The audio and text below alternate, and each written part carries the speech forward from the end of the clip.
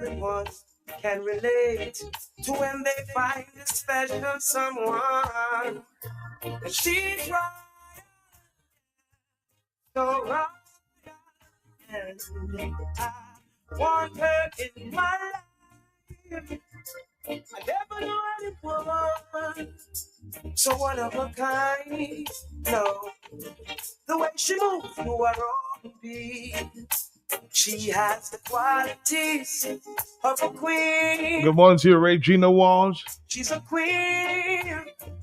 Ooh, ooh, what a natural beauty. No need no makeup to be a cutie. She's a queen. Good enough, wind it up there. The goodness line in a minute. Hello, talk to me. Good morning. Morning again. Morning to you. I didn't realize that he was at the hospital. Okay. I said good morning to her. Mm-hmm. I think I'll go up if she's still there and I go up there tomorrow. All right. Take you now. I never knew anyone so one of a kind until the night that I see your rise.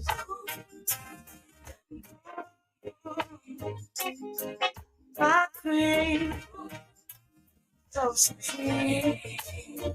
Good morning, happy Tuesday. To Randy Tinney. She smiles. And your home in Calabash. Good morning.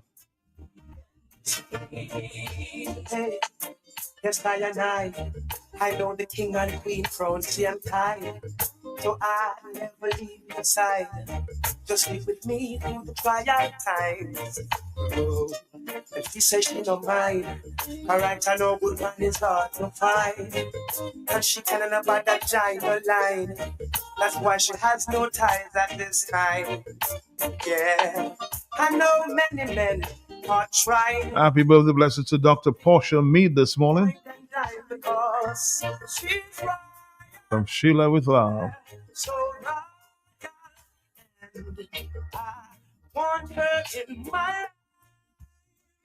I never knew it was so divine. Good morning to you, Nato. She has the pedicure boss. Of a queen, so supreme. Ooh, ooh, what a natural beauty. No need no makeup to be a cute. Nato, I love your shades, boy. You have a lady. So supreme, yeah. And when they ask what a good woman's made of, she's not afraid that you shake up who she is. She's right, yeah. So right, and I want her in my life. I never knew anyone so one of a kind. No, the way she moves to her own beat. She has the qualities of a queen. My beauty and queen. We're going to come back, Dominique, after this. Shop with confidence at Court. Get the lowest prices guaranteed. Get appliances, furniture, electronics, and so much more. If you find a lower price on any other products elsewhere, we'll match the price. Plus, we'll give you back 110% of the difference. Shop with confidence only at Court. Bringing value home. Special conditions apply. Here's a fun fact. In just 29 seconds, you can say goodbye to paper bills forever. Seriously, in 29 seconds. That's less time than this ad. Head over to discoverflow.co or visit us in-store and update your contact information now. By October 1st, your bills will be digital, easy to access, secure, and hassle-free. So what are you waiting for? This ad still has 2 seconds left, and you could have already gone paperless. Exciting news from AutoTrade. Incredible savings are here. Take advantage of AutoTrade's Thrifty Thursday promotion. Mark your calendars. On the last Thursday of each month, AutoTrade is offering up to 20% off items throughout the store. Yes, 20% off. But wait, here's more. Keep your eyes peeled for our exclusive Deal of the Day offer, bringing you even bigger discounts on select items. items. Whether you're looking for car accessories, maintenance essentials, or just browsing for a great deal, we've got you covered. So be sure to swing by AutoTrade every last Thursday. At AutoTrade, it's more than a vehicle, it's a relationship. Terms and conditions apply. We now carry a fully stocked in granola fertilizers. Urea 46%, Grateful Leafy Green 15-15-15, great for all vegetables or young fruit trees. 20-20-20, best for foliar spray and seedlings and small vegetables. 12-12-17, great for tree crops or flowering vegetables and fruits. 12-24-12, root crop fertilizer like dasheen and white potato. 12-4-28, great for tree crops or flowering vegetables and fruits. Red potash for fruit trees and vegetables. All the fertilizers you need are available at Bloombox, located on Federation Drive, Goodwill, second property on the right after the Valley Link Road. Your one-stop shop for everything that grows. Let's bloom together. Not only does it make your white the cleanest and brightest, the benefits of using clean and white bleach are endless. The sterilizing property of clean and white bleach is beneficial for several household purposes. Clean and white bleach has the ability to remove mold and mildew from hard surfaces, serve as a disinfectant for household items like your kitchen and bathroom area, and even your baby's toys. Clean and white bleach is available in various sizes at Fine Foods. Call 617-6342 or order on Click and Collect your clean and white bleach today. Clean and white bleach available at Fine Foods and sold island-wide.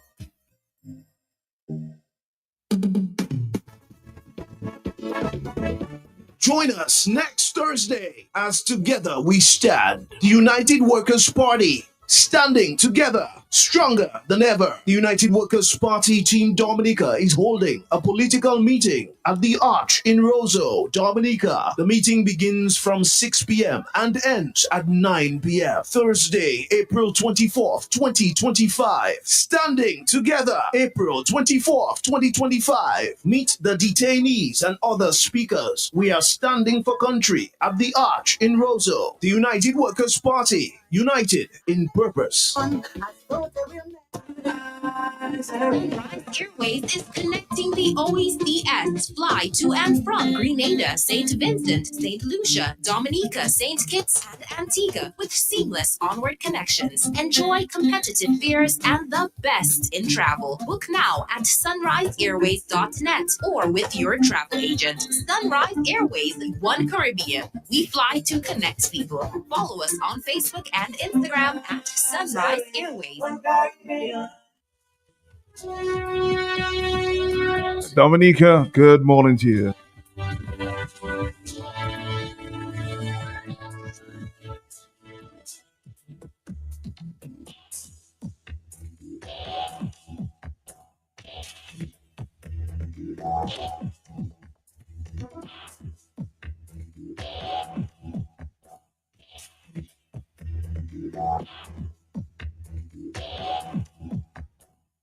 Of course, most of you must have heard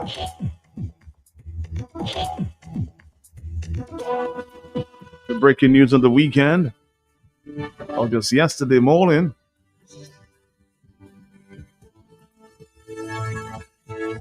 The death of Pope Francis, who will be laid to rest in his, will be laid in his coffin tonight. The funeral service is to be held there on Saturday.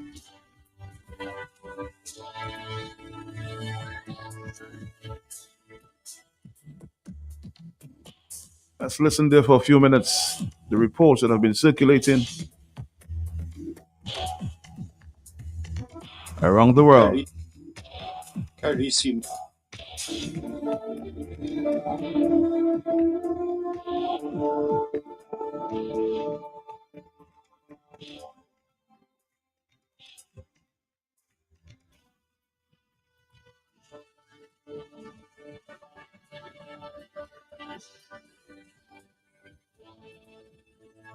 Pope Francis passed away at the age of 88 after prolonged illness.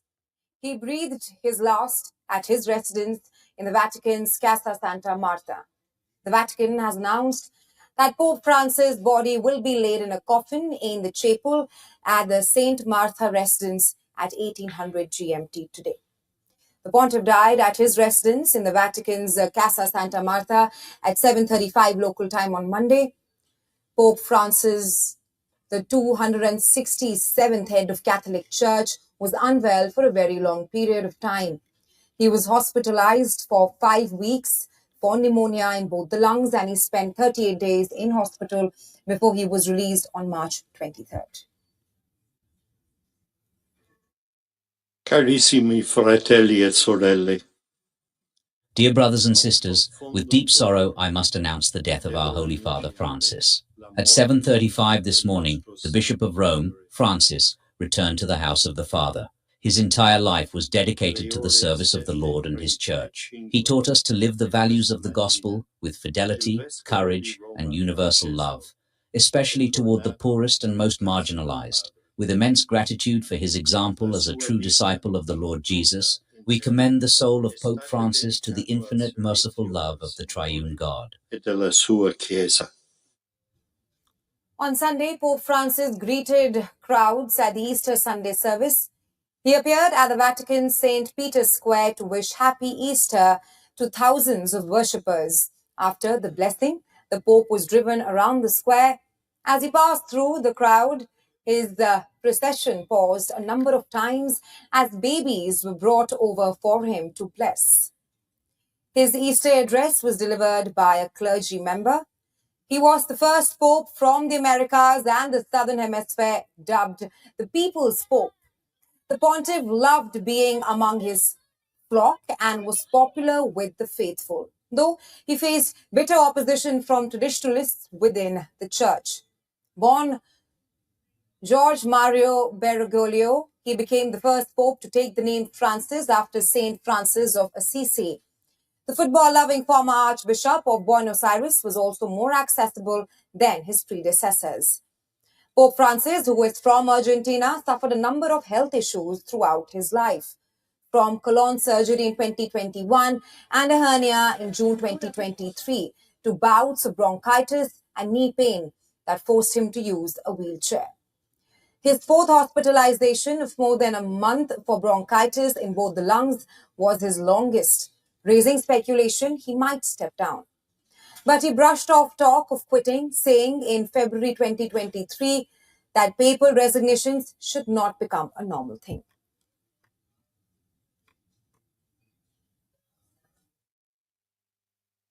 All right, and the big question is what happens next after the death of Pope Francis? The BBC takes a closer look at this. Vatican announced that the Pope, the first Latin American to head the Roman Catholic Church, passed away this morning at the age of 88. It is said that his entire life had been dedicated to the service of the Lord and his church. Well, his death comes a day after he appeared in St. Peter's Square, where he wished thousands of worshippers Happy Easter. Well, the announcement of the Pope's death was made by Cardinal Kevin Farrell, who will preside over the conclave to elect the next Pope. Carissimi fratelli e sorelle. Dear brothers and sisters, with deep sorrow I must announce the death of our Holy Father Francis. At 7:35 this morning, the Bishop of Rome, Francis, returned to the house of the Father. His entire life was dedicated to the service of the Lord and his church. He taught us to live the values of the gospel with fidelity, courage, and universal love, especially towards the poorest and most marginalized. With immense gratitude for his example as a true disciple of the Lord Jesus, we commend the soul of Pope Francis to the infinite merciful love of the triune God. Cardinal Kevin Farrell there announcing the pontiff's death. The cardinal will then preside over the conclave to elect the next pope. Well, our religion editor Lee McBall looks back at Pope Francis's life. To the end, there for those he felt most connected with, greeting the masses on Easter Sunday, his last public act. Always a pope devoted to his work, finding it difficult to rest even when told he had to. Recently meeting the king to his 5-week stay in hospital, and yesterday, the US Vice President.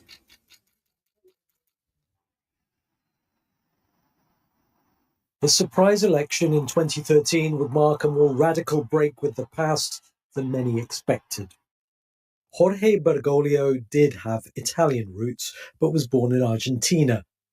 While studying for priesthood, he worked briefly as a nightclub bouncer.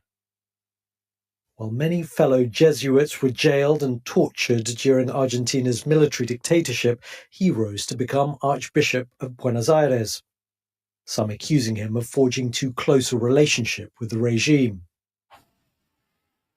As Pope, he greeted his flock, having taken the name of a saint who championed the cause of the poor. Francis signalled that his pontificate would be rooted not in Rome, but in the lives of believers around the world, and especially those on the economic margins. His style was informal, even when conducting ceremonies, and his first act as Pope was to pay his own hotel bill. In his early gestures, like washing the feet of the elderly and prisoners, he showed desire for his priests to be closer to the disadvantaged. He spoke out for the protection of migrants and refugees, laying a wreath on the waters where so many died on their perilous journeys. He travelled widely, drawing energy from the crowds. In Brazil, 3 million gathered on Copacabana Beach. And in the Philippines, he broke records for the world's largest mass, as 6 million turned out to join him. He linked economic inequality to the environment. In a video launching a papal encyclical, he said climate change amounted to rich countries inflicting damage on poor ones. The Pope of the Holy See! In 2015, he became the first Pope to address the US Congress. I am most grateful for your invitation. Telling the world's richest nation to take care of Mother Earth. God bless America. He apologized for the scandal of sexual abuse of children by priests. His words here spoken by a translator. Dios, God weeps. For the sexual abuse of children. On a visit to Ireland, the first by a pope in almost 40 years, he apologized to victims at almost every event, but scandals continued to emerge. His papacy marked something of a change of tone on the subject of homosexuality, early on remarking, "Who am I to judge?" when talking about a gay bishop. But some progressives argue that in practical terms, the Vatican's stance and the Church's teachings have changed little. Even so, conservative Catholics viewed him with suspicion. But in some ways, he was as traditional as Pope John Paul II, whom he made a saint. And he had very conservative views on abortion, contraception, surrogacy, and gender reassignment. His style of papacy, though, couldn't have been more different to his immediate predecessor, Benedict XVI, whose funeral he presided over. Through the scores of cardinals from the developing world he appointed, he changed the complexion of the church hierarchy, consolidating a shift in the centre of gravity of Catholicism away from Europe, where it was in decline, toward Latin America, Asia, and sub-Saharan Africa. In recent years, Pope Francis was beset by health issues, most noticeably affecting his mobility. In February, he was admitted to hospital with pneumonia in both lungs, but was focused on being able to return to participate in Easter celebrations, a goal he managed to fulfill, greeting the crowds in Rome. Cari fratelli e sorelle, buona Pasqua. He was, above all, a pastoral pope, a man of humility who preferred the fellowship of ordinary believers to the trappings of ecclesiastical status and power.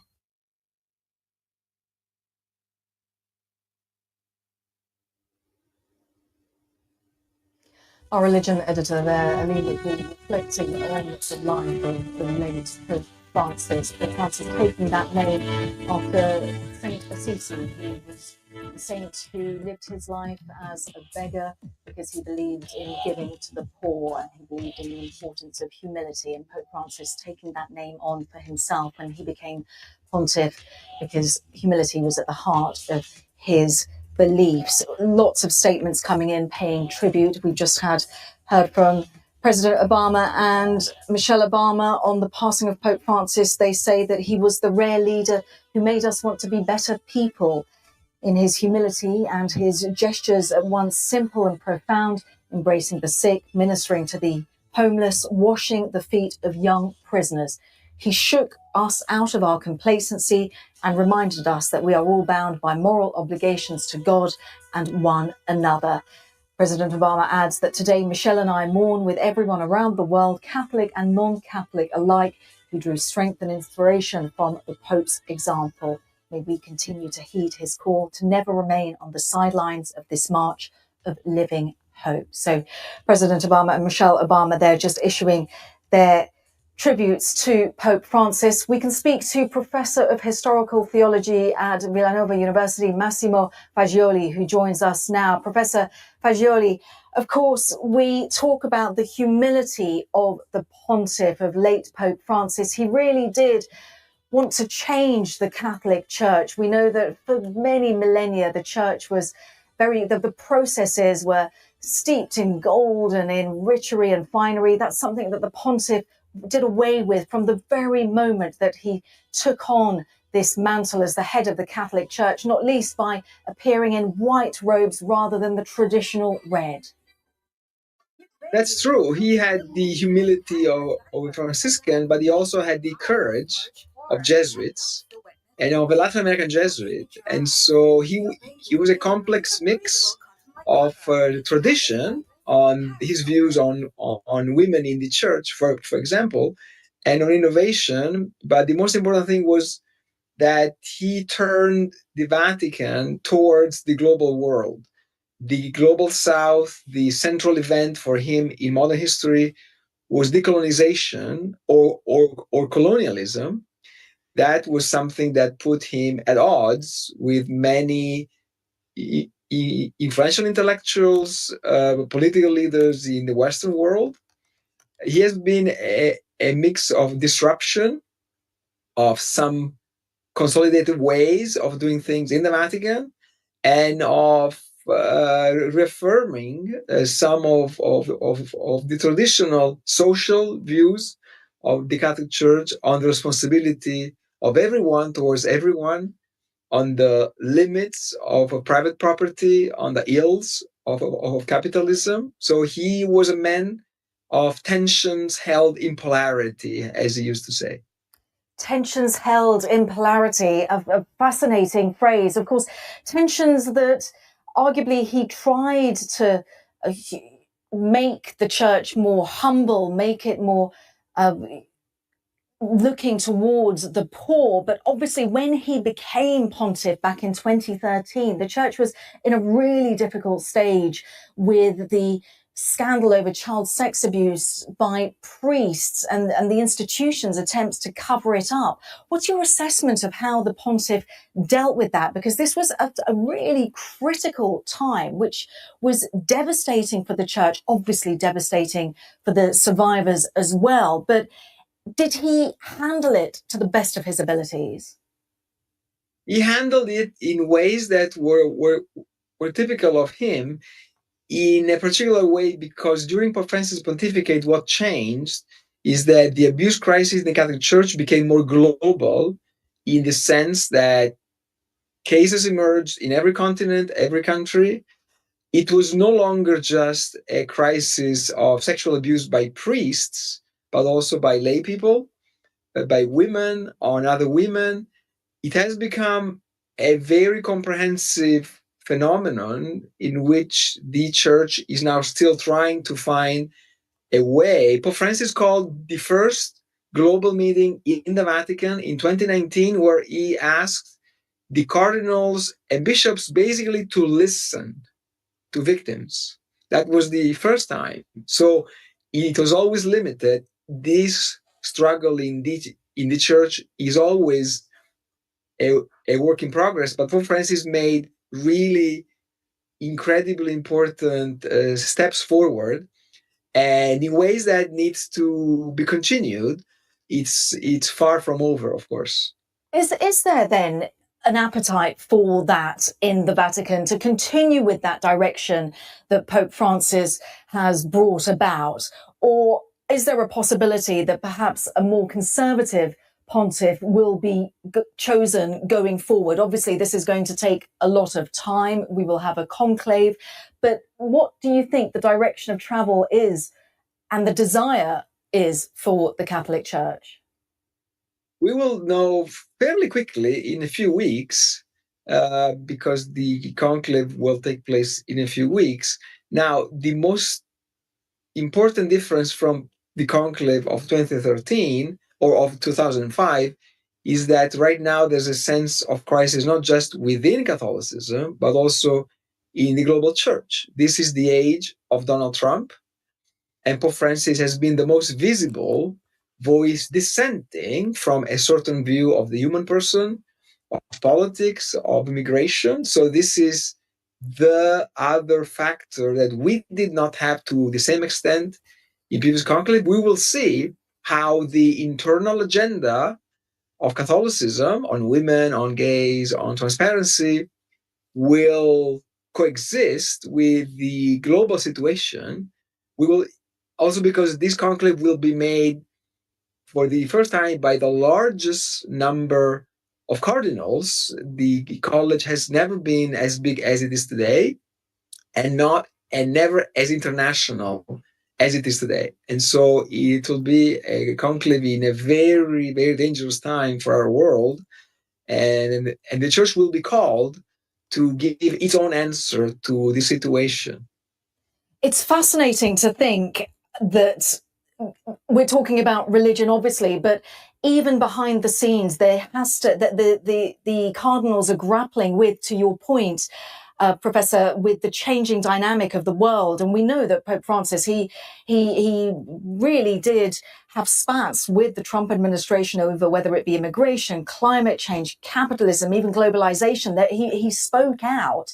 We know, for anybody who's seen the film Conclave, of just how political the machinations are of choosing a new pontiff.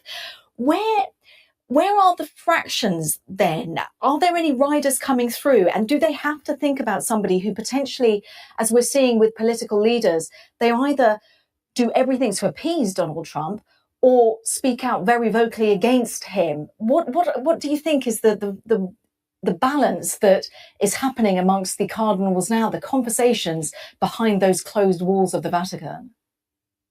Well, clearly, this is a church which is feeling the impact of Donald Trump's policies on immigration, on trade, in different ways. If it's Europe, if it's Africa, if it's Asia. This is something we don't know how it will play out, because we are in the middle of this second Trump administration and of other global disruptions. So it's clear that a more international college of cardinals, with many cardinals coming from Africa, Asia, Latin America, is more unpredictable. And all of them, I believe, will find some kind of consensus on what it means not to be able to count on America anymore, in the sense of the defense of human rights and of human development. This is something that's affecting directly church operations in many countries. So it's going to be more complicated than the usual liberal-conservative divide, which exists.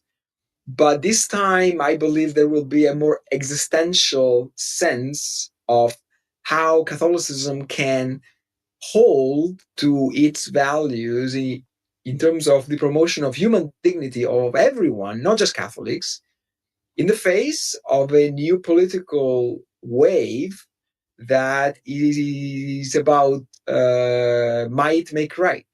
And so this is something very different from the conclaves that I have seen and I have studied in this last century. Fascinating to get that insight. Absolutely fascinating. Professor Fagioli, Professor of Theology at the Villanova University, thank you very much for your insight. We will be watching very, very closely what happens with the conclave, of course, but for the time being, Professor, thank you so much. Now the big question, who will be the next Pope, huh?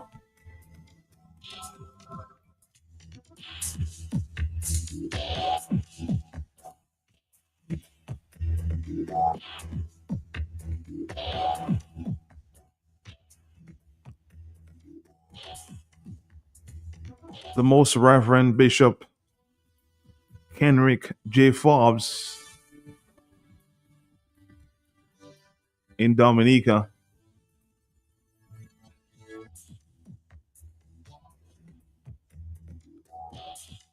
had this statement this morning. It is with heavy hearts that we join the Universal Church in mourning the death of His Holiness Pope Francis. Pope Francis died on Easter Monday, the second day of the octave of Easter, at 7:35 a.m. We commend his soul to God, the Father of mercies, and the God of all consolation. We are grateful to God for the witness of his life and the gift of his papacy. Pope Francis exercised the Petrine office in fidelity to the example of Christ the Good Shepherd.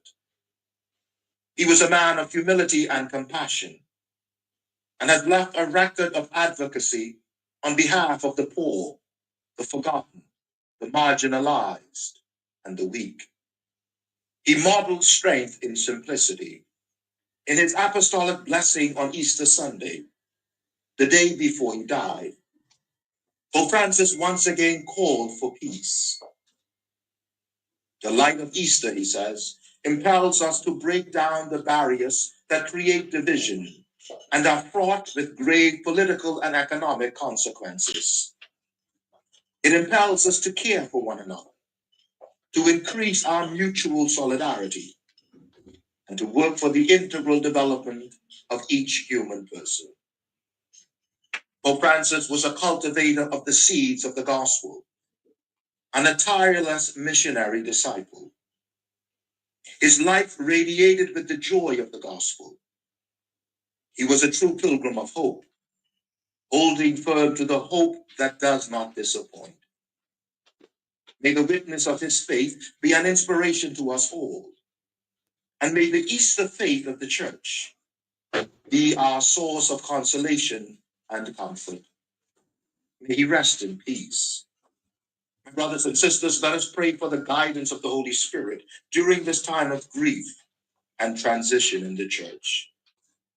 And so we trust in the mercy of God and stand firm in the hope of eternal life.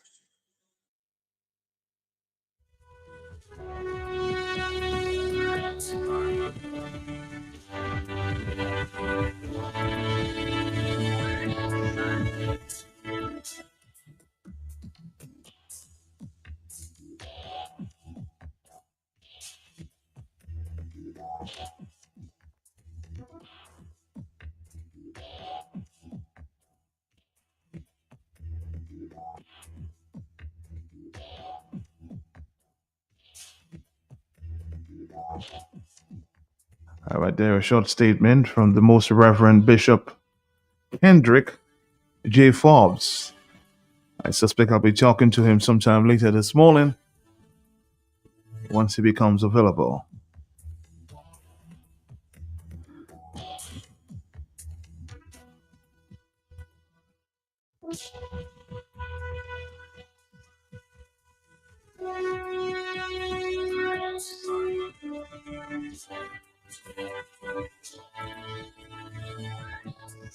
You know, of course, reactions from all over the world. Speaking this morning to my friend, Mr. Ronald Massicott, he, of course, has been a correspondent there from the BVI. He said he had the opportunity to meet Pope Francis some time back. He has described him as a very good man. It says we have lost a good man, and actually wrote a tribute in his honor. Ronald Massacre, good morning to you. How you doing, sir?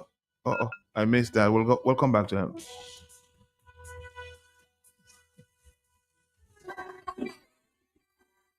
Give babies the comfort they need with padded diapers. A diaper with a powerful storage core that locks the wetness away and keep your baby dry. Soothe your baby's skin with a breathable cotton-like cover because padded diapers has a wetness indicator. Your precious baby deserves a diaper like Padders, which has an easy fit due to flexible side panels with stretch that ensures increased comfort and freedom to move, to crawl, to walk, to run, and play. Padders distributed by Fine Foods and sold island-wide.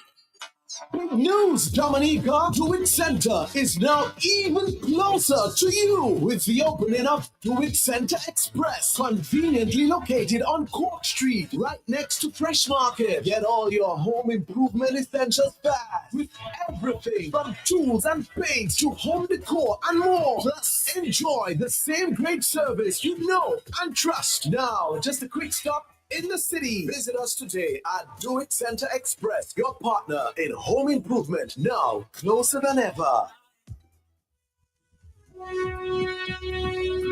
As I explained just a few minutes ago, Mr. Ronald Massacre,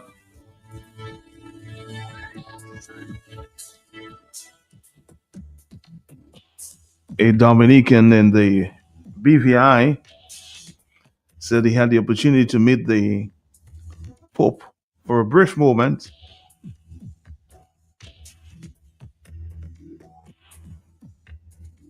And an experience he will never, ever forget.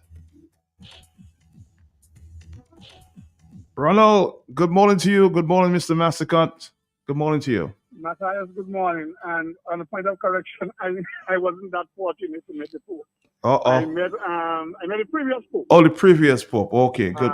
Good. When the previous Pope was alive, I lived in Cuba at the time. I was at school in Cuba. Okay. So I met Pope John Paul II. He came to my city, and I was right there in front of him when he had a huge mass at a square right next to where he lived actually. Mm-hmm. So I met that particular Pope. But this new Pope, I have not been to St. Peter's Square, and he has not been. I think the only two places in the Caribbean he went to.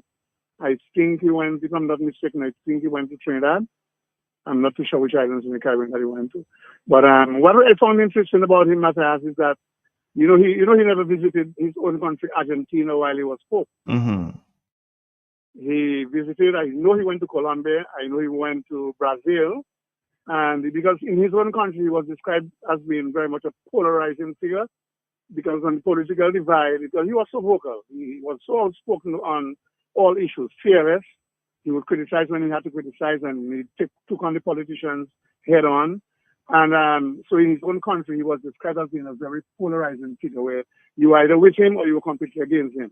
And I reckon because of the political tension in Argentina, that was the reason he never visited his own country while he was Pope. But then if you follow his life, I mean, he has been an amazing person. They made a very good movie about him a few years ago called The Two Popes. Mm-hmm. I watched it twice. It was very, very interesting. And, when he was a cardinal in Argentina before he became Pope, this man took the bus and took the train to go to work. He cooked his own food, lived in a small apartment.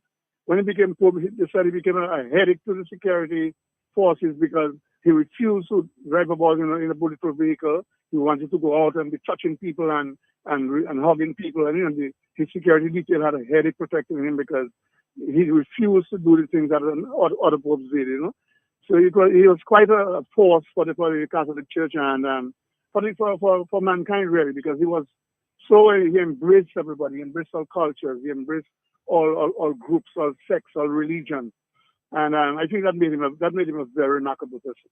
Well, you as I said, I never met him. I wish I would have met him, but I met the previous Pope. I didn't meet this one. Oh, my apologies to you there. I thought you actually met him. But what do you think his loss will mean for the Catholic Church?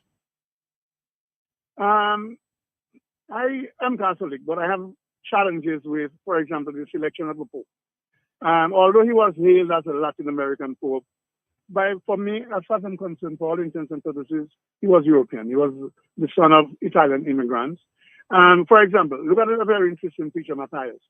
A Pope is elected by the cardinal. The cardinals get together, about 117 of them, and they're the ones who elect a new Pope. Europe has 14% of the world's Catholics. 14% of the world's Catholics, of the 1.4 billion Catholics on the world, 14% of them live in Europe. Yet 84% of the cardinals are European. That's for me. But I think based on of course reports that may have changed in recent time under the papacy there of course Pope Francis. Yes, because you notice that he incorporated women into certain leading roles in the church, things that were not done before. He took a lot of radical decisions and did a lot of major changes. But I'm saying that to say, look at a country like India, where there are like such large groups of Catholics. Nigeria, well, the African continent in general, there's a large number of Catholics on the African continent, especially big countries like Nigeria, and the DRC and those countries. And yet you find that how many cardinals do we have? I don't know any cardinals in the Caribbean. I know Cardinal Felix, who passed away last year. He had been appointed a cardinal, but I do not know of any other cardinals. How many cardinals do we have in the whole of the Caribbean, which is very much a Catholic region, if you ask me? So it's kind of that dynamic. So I cannot see. I really don't know what direction they're going to go in terms of whether they will go back to a conservative like they usually used to have, or whether they will stick to a liberal like the kind of person that Pope Francis has lived to be.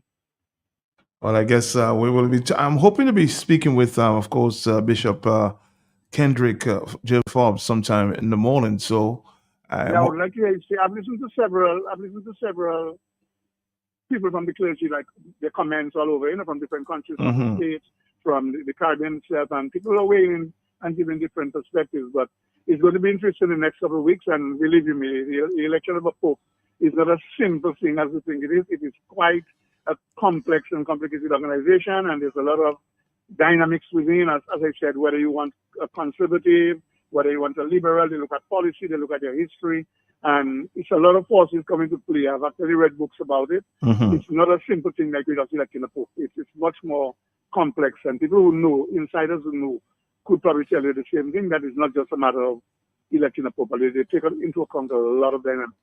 All right, again, thank you very much for joining us this morning, Mr. Massacott. I'm sure you'll hear different perspective as we move forward. Your program this morning on my way to work. All right, thank you. Have a good day, my friend. Have a good day yourself.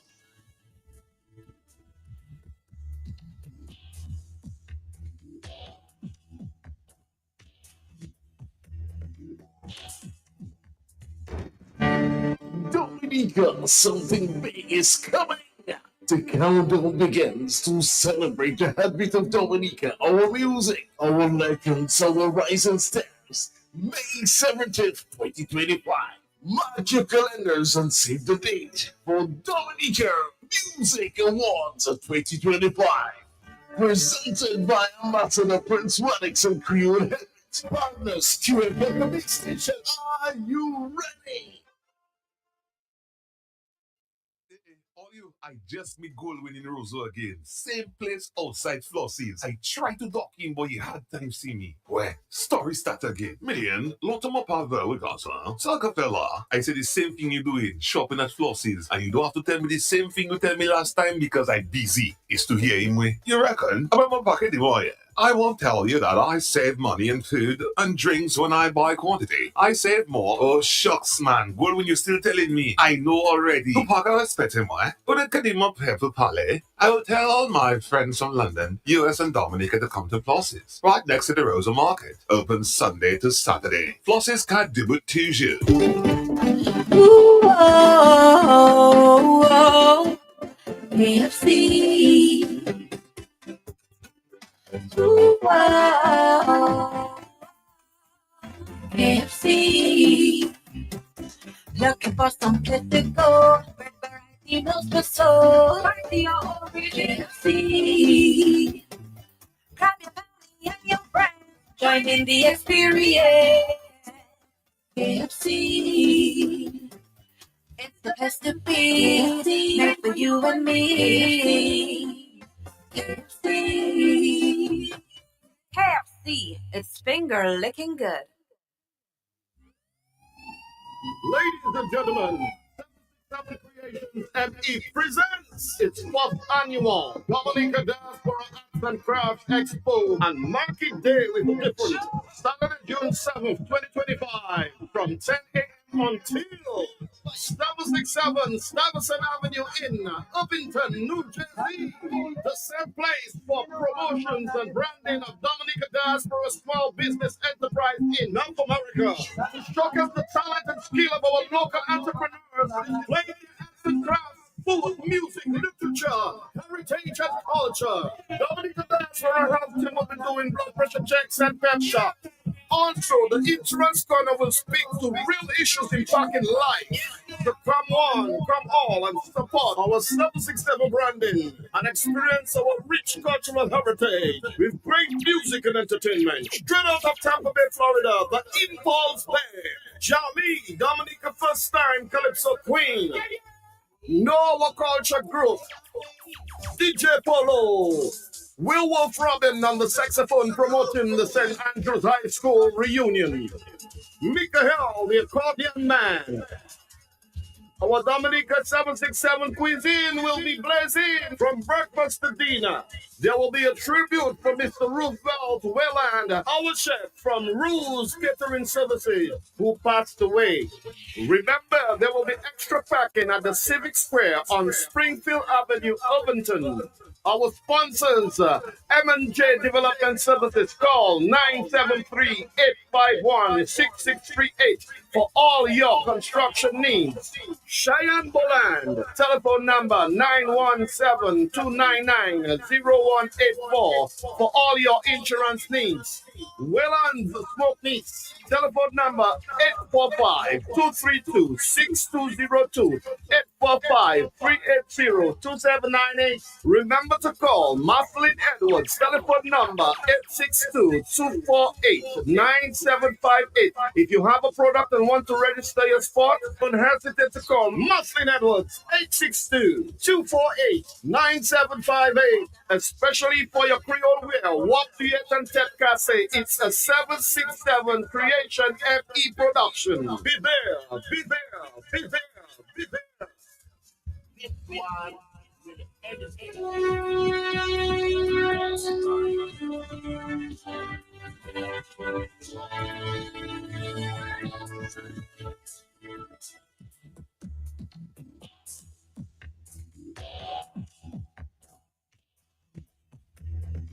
All right, Dominica, I told you we would be speaking with it's Reverend Bishop Kendrick J. Forbes this morning for a few minutes. Of course, we need a further understanding as to what will happen from here. And of course, to speak with him this morning as it relates to the passing of the Pope and where it goes from here. Reverend Bishop, good morning to you, and thank you for joining us at short notice this morning. Thank you very much. You're quite welcome, and good morning to you, and good morning to your listeners. Thank you, sir. Tell me, Bishop, let's speak a little bit about his passing there. Was it yesterday morning, about 7:35? When did you get the news? Yeah, the Holy Father, according to the Vatican, it was on Easter Monday, which in our Catholic tradition is the second day of the octave of Easter. The Holy Father departed this life, and he passed away. And so since that time, we have been praying for the repose of his soul, commending him to God, the Father of mercies, the God of all consolation, and really giving thanks for his life, his witness, and the gift of his papacy. But tell me, of course, it's a complicated process, but we need to understand where it goes from here. I mean, a new pope will be elected or selected. What happens? What's the process? Well, we're basically in the second day of the 9 days of mourning. And the Vatican has indicated that the funeral for the Holy Father will take place at 10 a.m. on Saturday morning. So once the funeral takes place, once it occurs, then there'll be a time set for the conclave to begin. And once that begins, we have no idea as to how long it will take before the selection of a new pope. But tell me, what do you think his passing will mean for the Catholic Church? I mean, he was a very humble. He has been described as a very, I said, humble person. What is his passing will mean for the Catholic Church? It's a tremendous loss for the church. I mean, the reality is, I don't think that Pope Francis made any changes to the doctrine of the church, but he certainly left his imprint on the pastoral approach to the church, seeking to create a church that desires to accompany people, to journey with them on the walk of life, a church that's attentive to the poor, the marginalized, the forgotten, those on the outskirts of society, ensuring that the church gives a voice to those who, for whatever reason, feel as if their voices are not heard. And also, the Holy Father has been a champion for the environment. One of his first encyclicals was on Laudato Si, was on care for the environment. He was very, very, very much a champion of that issue. And also his concern for migrants. He was very vocal in terms of his support for ensuring that the dignity, the inherent value of migrants be preserved, be respected, and be honored. Can you speak? Because somebody earlier spoke that they didn't really understand why most of the cardinals were selected from Europe and not from countries like India and the other African countries. Would you give us an understanding as to what takes place when a cardinal is selected or elected? The selection of a cardinal is pretty much the prerogative of the Pope, the Holy Father. Now, there is certainly a representation of cardinals from Africa, certainly a representation of cardinals from India, and for what an area that I guess folks call the developing world. But I don't know all of the details that go into the selection of the cardinals, but that's really the prerogative of the Pope. But it's basically, it's the Catholic Church around the world will miss this Pope Francis. No question about that. His humility, his strength through simplicity, his outreach, he was a pope who really had the heart of a pastor, the heart of a shepherd. And definitely, I think the church universally, and people who are not Catholics would miss that and what he stood for. He really tried to walk in the footsteps of Christ, and I think he's left us a powerful example in that regard. Anything special happening in terms of his passing here in Dominica? We're still in the process of planning that, but we will definitely have a requiem mass in memorial of the Holy Father's passing. Yeah. Bishop Forbes, I want to thank you very much this morning for joining us again at short notice, and I'm sure we'll be speaking with you sometime in the near future.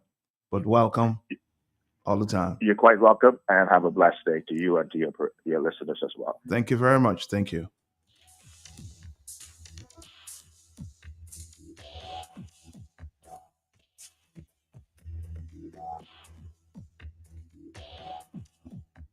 We're going to take a break. Dominica will come back. We're just talking there. I was speaking with our most Reverend Bishop Kendrick J. Forbes, who became Bishop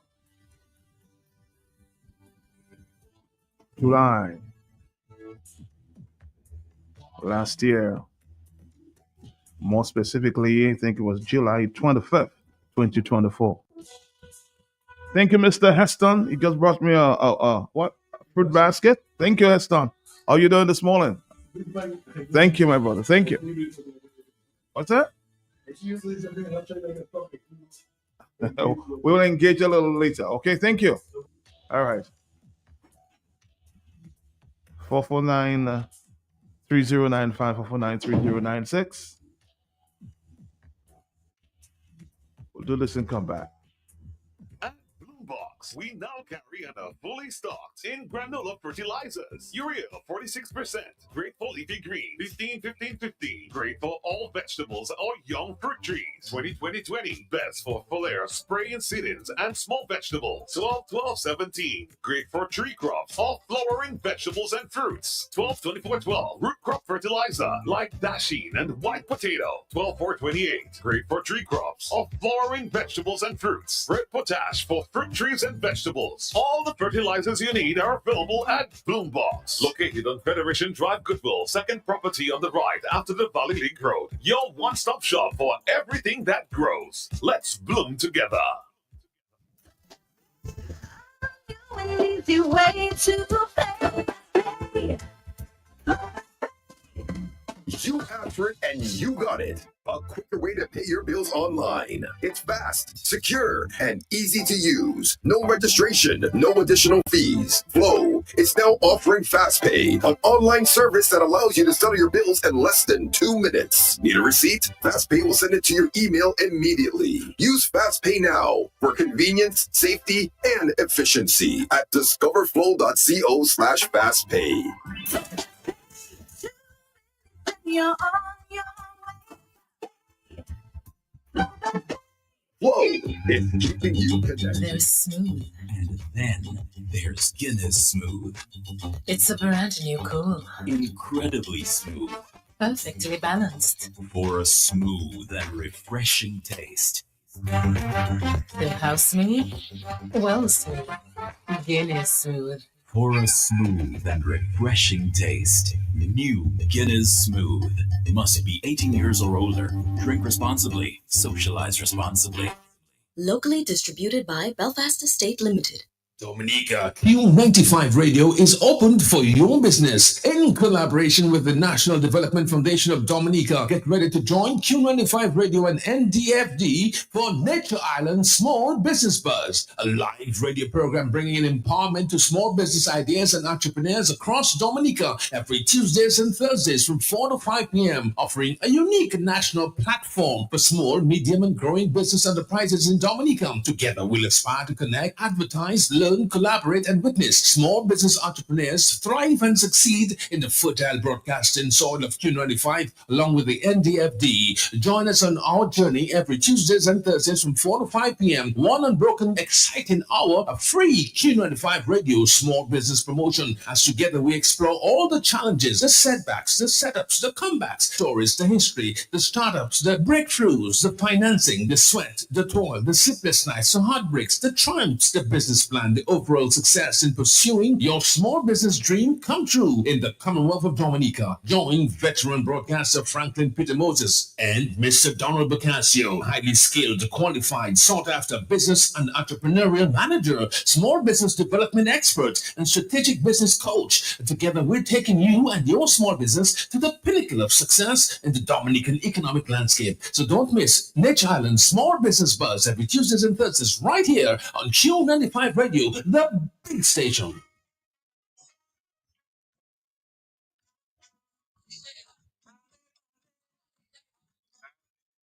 Get your copy of Anna Upon Creole today. Anna Upon Creole serves as a basic guide for teaching and learning the Creole language while at the same time promoting and preserving this rich, expressive medium of communication, which is such an integral part of Dominica's cultural heritage. The publication will allow learners to interact with each other as they learn the language through a number of activities, including identifying objects in photographs and illustrations, role playing through short dialogues, and self testing by working on simple exercises. Anna Upon Creole focuses on both oral and written Creole. However, emphasis is placed on spoken Creole in an effort to have the learner achieve basic communication skills in the Creole language by responding to very simple and basic commands and questions. Learners will be encouraged to use simple sentences and phrases related to practical everyday situations. One of our objectives is to encourage proper pronunciation and intonation in Creole. Additionally, the publication seeks to have learners develop a positive attitude towards the learning of Creole and understand the importance of Creole to Dominican culture and identity through the subheadings entitled Me Dominic New. Get your copy of Annual Upon Creole today by simply visiting Amazon.com and entering Annual Upon Creole. Again, ANNOUAPWANNKWEYOL. Once again, ANNOUAPWANNKWEYOL.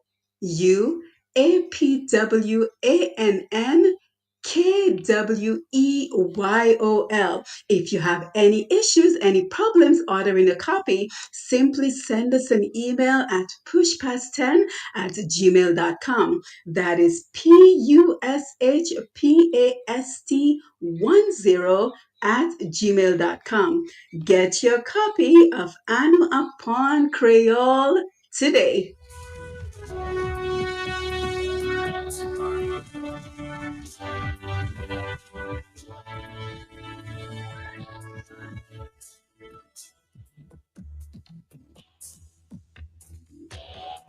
Just to announce again that the National Bank of Dominica opened its new branch on Old Street this morning, the former First Caribbean Bank.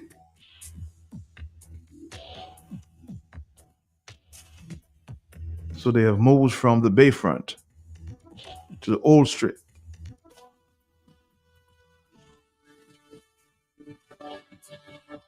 We'll take your phone calls at this time.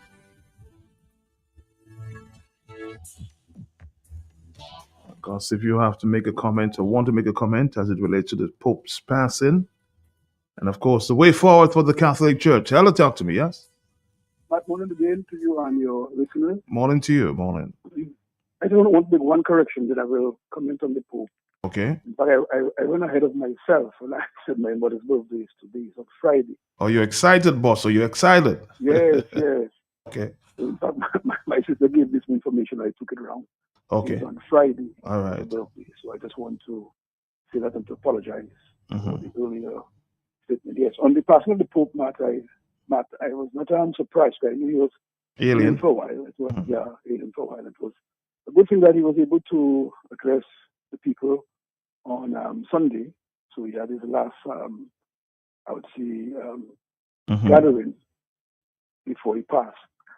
If you follow his work, you would recognize that he was very humble Pope. He meant well in terms of how he led the church, global church, and he became a reformist. And he was resisted by a lot of the other top persons there. I mean, I was just reading and listening to a story that may books, some of them soon, about how he became a priest and a bishop and so forth. I think that will be probably later on as we go along. A lot of pushback this morning, and of course a lot of comments going, because I heard the Prime Minister made a comment on Facebook about his humility, and persons are saying, "Well, Prime Minister, you should take some lead from that," because he was commenting. Prime Minister was commenting on his Facebook page that he really, was encouraged by his humility, and some persons are now saying, "Well, Prime Minister, are you as humble as we saw the Pope, in his years?" In fact, yes, he was very humble, and he became a priest from humble beginning, and he maintained a strong spiritual stand. And I heard the Bishop Forbes a while ago. He tried to imitate very much Christ, and that is what he was meant to do. And you see, when he visited places, he always found himself among the less fortunate, those who were challenged and so forth, to make them feel warm. And he wasn't afraid to challenge wrong and to promote right. I think he challenged government, even in his own homeland. He challenged government when they were going away from the democratic rules and engagement of people, and that they have to express themselves and to be free to go to attend the churches of their choices and so forth. And so he was a very strong spiritual leader who led the Catholic Church well. I was reading something and listening to something that he died with some regrets. And he left something to be revealed, and his sister is now engaged in revealing some of them and so forth, and to show we're in life, we're all human, and we all, we make errors, but we have to do our very best to conduct ourselves and to lead well, and to show that our leadership is not just for ourselves and our families, it's for the wider community in which we have offered ourselves to serve. Because when But are there lessons you think for, even political leaders themselves or spiritual leaders, not only in Dominica, but the rest of the Caribbean, that they continue to be humble? Yes, I think the world over, because I've been seeing what is happening now. People look at things as one-sided, and they look at things as if, well, it's me and those who support me, and those who don't support me will perish. Because we all are people, and whether you support Wednesday or not, we all are people. We all have to be governed decently and given the opportunity to thrive, to do well in our lives, and so on, and to be encouraged. And I think it's a great lesson for leaders in Dominica, the Caribbean, and the world over, that he has shown that humility side of him, and he has shown that he's not afraid to challenge the system, which is not fair. And I think this is where, in Dominica, where I born and live, and am acquainted with everything, that leaders have to be leaders, and leaders are not just those in government. Leaders are those in the churches. Leaders are those in the sports group. Leaders are those in the youth group. Leaders is all over, and leadership was all over in terms of the community, the society, that make up leadership in government. Because sometimes you run for election just because people see you in your community doing well, and leading them well, and achieving things on their behalf. They elect you to parliament. And once you're elected to parliament, then you have a chance of becoming a minister or prime minister and so forth. And therefore, these are good lessons that we have to learn, that you're not only leaders for yourself, you're leaders for those you lead. And you have to do your very best to be honest, to be fair, and to be transparent, and of course to ensure that the example you show as a leader can rub off on the society generally, and we can have a good, decent society and so on. So I want on my behalf and on behalf of the Dominican Freedom Party to extend our heartfelt sympathy to Bishop Forbes, the Catholic Church in general, and the Catholic community in Dominica as a whole, and to say that we all as Catholic recognize, respect the Pope, respect our leaders in the church, and we expect our leaders themselves to respect us as well. And when things are not going right in society, don't just rush and take side, but of course analyze, investigate, and come out with the truth so that the society can be balanced and people can feel that they're being, led by leaders from all angles of the society. Thank you so much, Matt. Also, thank you very much, 4493095. I listened at the weekend to a very interesting statement there from Mr. Gonzalez, the Prime Minister of St. Vincent. I want to share with you sometime later this morning. Hello, talk to me, yes? Matt, good morning. Morning to you, morning. Matt, maybe you would almost be a pope by now, eh? A pope. Let me say something before you're quick to cut me. Let me say, I followed something about Pope Francis when he was very young last night on my TV. He did science, he worked in a lab, he did science and all those things. And yeah, I find he joined the priesthood very, very young. Very, very young, because after he left, I think he joined the priesthood. And he was so beautiful, Marty, cute young man, going all about in the slums and all about checking on people. I say, wow. He was like that from his very young age. Very young age. Things like that, I love to follow them. So that is what I was saying. He was a good, he was very humble, very humble. Humble, yes. And the last person he met was J.D. Vance, the vice president. Yep. Yeah, they spoke. I saw where they met and they spoke. Anyway, Okay, thank you very much. I did say I would share a statement there from the Prime Minister of St. Vincent as it relates to the passports. Let's listen to the Rav Gonzalez. I have warned this country about the dangers of selling our passports and selling our citizenship. I don't want to go through all the arguments now because you know them, you're listening to me. I said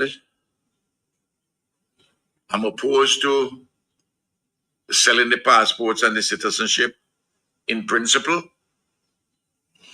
I'm opposed on the grounds of practicality. I'm opposed on the grounds that it is not sustainable and that it is reckless to run your country's finances on selling passport and citizenship. No. You see the Americans under President Trump saying that has to come to an end.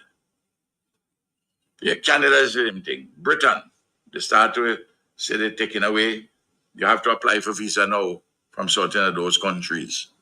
And the Europeans now have put it inside of their parliament. Parliamentary committee in the European Union Parliament has already addressed that question. It's going through the parliamentary process. It's just a matter of time. I saw it coming. It took a little longer because they give them some time to clean up. But I know that the money is so sweet for everybody. They weren't going to do any cleanup. Because if you really, really clean up, there's not a lot of money.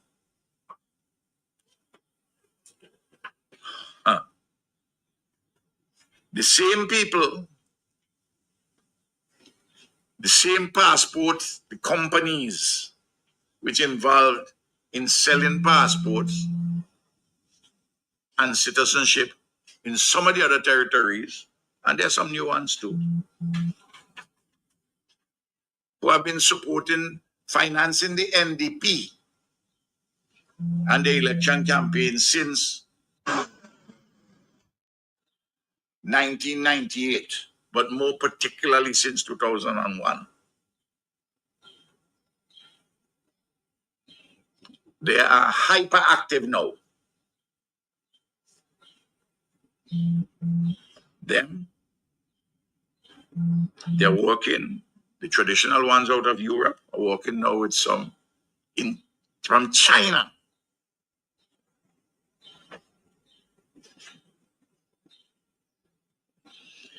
They even, in one case, there's an entity out of India which is connected with some cricket thing.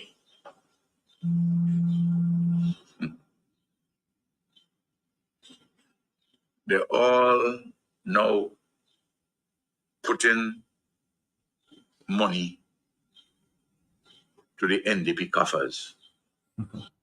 All right, very concerned. Rav Gonzalez.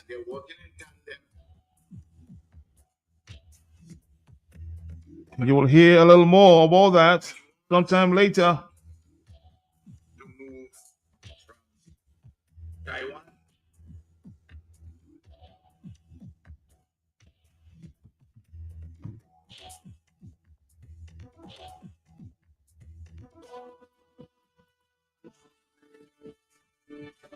Again, Rav Gonzalez warning the other Caribbean countries to stay away from the selling of passports. On the telephone, are you there, caller? Sorry about that. Let's move on to another call. Are you there? Yes? I say praises, thanks, blessings, and glory to all those who have sacrificed their personal safety and security trying to elevate mankind to humanity. Mr. Pelby, blessings to our family, sir. Blessings to you, blessings. Now, there are a lot of questions in the world, and whenever you ask them, people get all upset. I'm coming to Ralph Gonzalez tonight, but why the state are celebrating all the holidays of the church as public holidays, and the lie goes there's a separation between church and state? remember it was the church before the state. The church implemented the state to appear to be showing some form of, how they call it, repentance, Matt. Some form of atonement from the atrocities the church have committed for decades, Matt. For centuries. I'm talking about decades. Matt, let me leave that one alone. Matt, you see, Ralph Gonsalves can easily pinpoint how it's a collective effort having to do with America and the Europeans. Did you get that, Matt? Mm-hmm. Because he said it's just a matter of time before the guillotine starts taking out all of us head individually. Collectively, the Europeans are consolidated. Look at that, like Giorgia Meloni, I think is the Prime Minister of Italy, Matt. She went to visit Trump, Matt. European countries, blue vex or the red vex, what color, Matt? Pink vex, I don't know. They vex, Matt, because Trump tell them they need to be independent militarily and economically. They are freeloaders. They're just taking a free ride on America for too long. So then, Matt, guess what? The mass deportation, you know, and the mainstream media is not saying nothing. Matt, they're deporting people and they cut back on the foreign donations to countries by 50%, claiming how much billions of dollars they're going to save to boost up the military, their defense and weaponry and all of that. But like a foolish Caribbean leaders, and I know I'm the biggest fool, Matt. Nobody needs to tell me, but it takes one to know the other. These foolish Caribbean countries, Matt, can be there in the fragmentation. So Ralph Gonsalves, quite articulate, pinpointing the problem with the citizens, our passport sales, Matt, and saying all what it has done to the Caribbean, and how all of them, they're so custom with it, and you know, the money's sweet and all of that. But guess what, Matt? Instead of delving into that or the substantive issues of that, all of a sudden he deflected, talking about passport wheelers and dealers that are funding some opposition party, and he have evidence. Matt, have you heard Dominica? A guy, everything that happened, he have evidence about it. Is he the Prime Minister of Dominica, Matt? No. What everything, the tower, and Mary got burned, he know who. I thought you were referring to Gonsalves because that's the context we were talking about. Yes, but go ahead. No, the context, you must listen to me. I make a little deviation quickly in conclusion, man. There is no everything that happening in Dominica, but he have no evidence.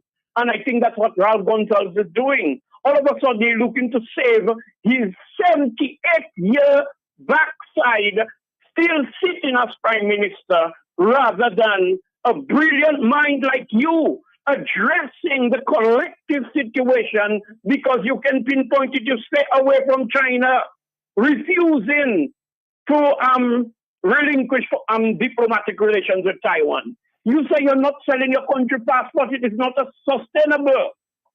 Why can you just keep these criminals feet to the fire because they're stealing our passports, our passport money? But no, it's the brotherhood, man. So you have to protect the brotherhood. All of a sudden, they start campaigning, mixing up what is going on in the region with some like a political stupidity about passport wheelers, giving money to the opposition, and they're looking to break relations with Taiwan and conform it with China, and they're looking to sell passport. Gaston Ralph Gonsalves. Not these guys are just playing on the minds of the people, feeding on the ignorance of the people, and think, well, it's a big joke. It's not a game. Have a blessed day, sir. All right, 449-3095-96 and 97. More telephone calls. Good morning. Good morning, Matt. Yes. Matt, good morning, and good morning to all. Matt, the political game, it is a game, you know, and it's a dirty game. And these politicians are playing it very well. Just recently, Roosevelt Skerritt was in St. Vincent saying how great Ralph Gonsalves is. You remember that one, Matt? Mm-hmm. Where he's saying, since he's a little boy, before he became in politics, he knew Ralph Gonsalves as a politician. So they how you say, they protect each other. He will not get into the details of, who is corrupt and who is really benefiting, the way someone like maybe Mr. Leonard Clinton would get in. So he'll stay far from that. And Skerritt will still profess to be his friend. He will still profess to be Skerritt's friend for political reasons. And Matt, we're in the material world. And to go over to the Pope, if I may, it is all politics. All politics. Don't forget, you know how Skerritt says you're playing politics? Well, you can't help but play politics because you're in the material world. The highest of the so-called spiritualists are playing politics. They make political decisions. They are not spiritual. When they choose a pope, it is not a spiritual decision. I don't care what the Catholics say, but I'm telling you, it's a political decision. You're choosing a king of the Vatican. The Pope of the Catholic Church is. Why would you say it's not a spiritual decision, though? Just a question. Why? Because we are embodied souls within a material body. We're spiritual beings, yes, but right now we are within a material body, governed by the modes of material nature, namely goodness, passion, and ignorance. And we're forced to make these decisions. We have not transcended. But don't you think you're painting a broad brush? Yes, Matt. Yes, a very broad brush because it applies to all of us. Yes, it has to be a broad brush. We're all souls and we're all steeped in material energy, material, physical situation, Matt. We're not, our spirituality is clouded. We have to try to revive it, and some of us may, to some degree, have revived our spirituality. But part of the problem is looking at a man and thinking that he has achieved perfection. None of us have achieved perfection, and there's verses in the Bible and all the other scriptures to indicate that. That is one of our mistakes. And whereas a person who is closer to spirituality, who has renounced the material world, who will give his cup of water to someone without, will overlook him as a madman. And the guy who is full of riches, who has millions of dollars, who lives in a palace, we look at him as some kind of spiritual man. So our what's the word they use, Matt? They use a word, and I just can't remember it right now. It's written on the church in Soufriere. They have a big thing of that word in Soufriere. I just cannot remember it. You see my imperfection. But the point is we cannot discern. Discernment, Matt. That's the word. We have difficulty making the right discernment because we are steeped in the material world and our vision is clouded by that energy. Thank you, Matt. All right, Charles, somebody just said Mr. is, I suspect, a deep Catholic too, huh? Mr. is talking nonsense. What does he know? 44930 again. We have to agree to disagree sometimes, huh? On the telephone, hello, talk to me, yes? But I hate to call more than once, but on the Ralph Gonsalves issue, I mean, if you listen to it, it's sinking well with you. You come to realize what is happening to Caribbean politics is when money takes over ideas and representation and honesty and all of these situations that you have. And now, when you have government in office and they will use the what you call the power of the purse as incumbent to buy election to stay in office and to not have a fair game. Because I know, for example, in St. Vincent, I was there once monitoring stuff, assisting and stuff, and I saw the government there was giving even piglets. Even piglets they were giving for votes. And you said piglets? Piglets. Okay. Piglets, yes, they were giving for votes. In fact, they were giving so many things, galvanage, and all of these things. Almost a similar. Who was? You mean Ralph Gonsalves' team? Yeah, the Unity Labour Party. Okay. They have been there for quite some time. Okay. And in Dominica, the same thing happens.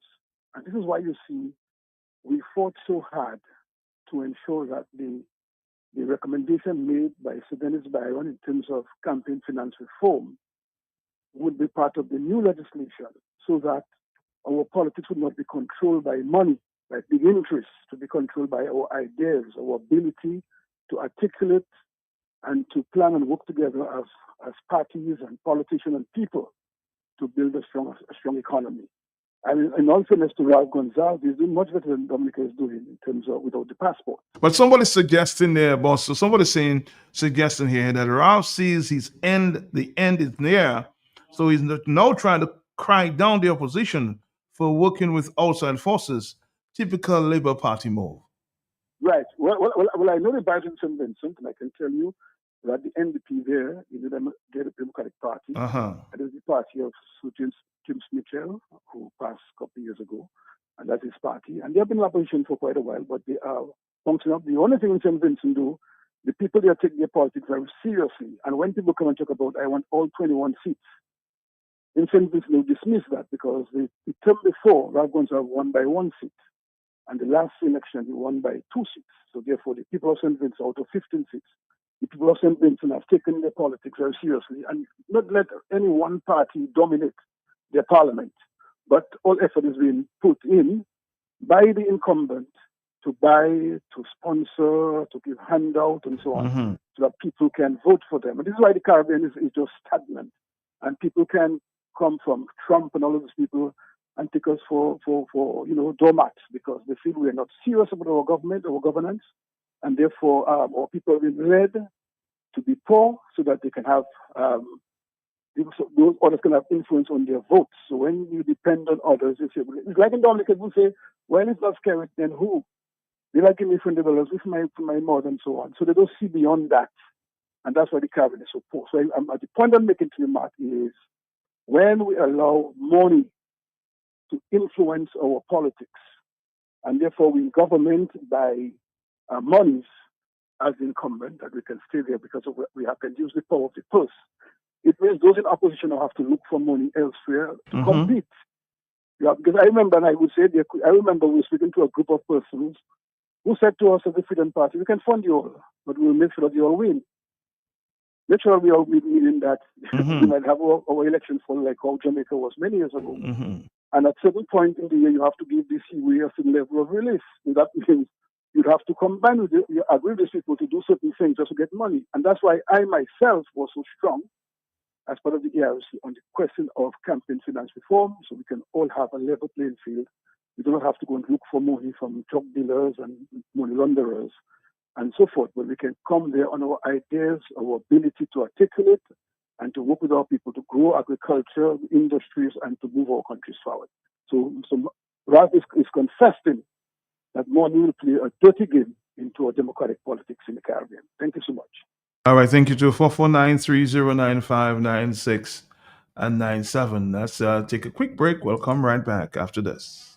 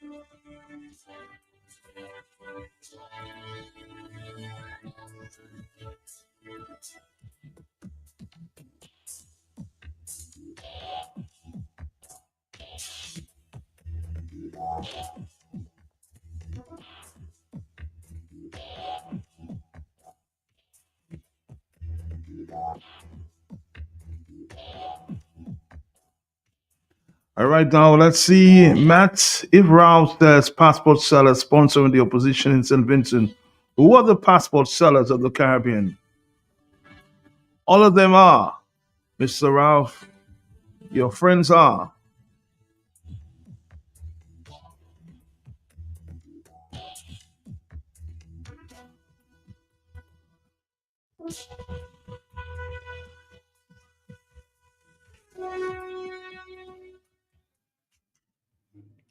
No.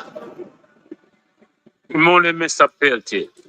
Matt, I hear the people speaking about the Pope and everything good and nice and so on and so forth. You know what?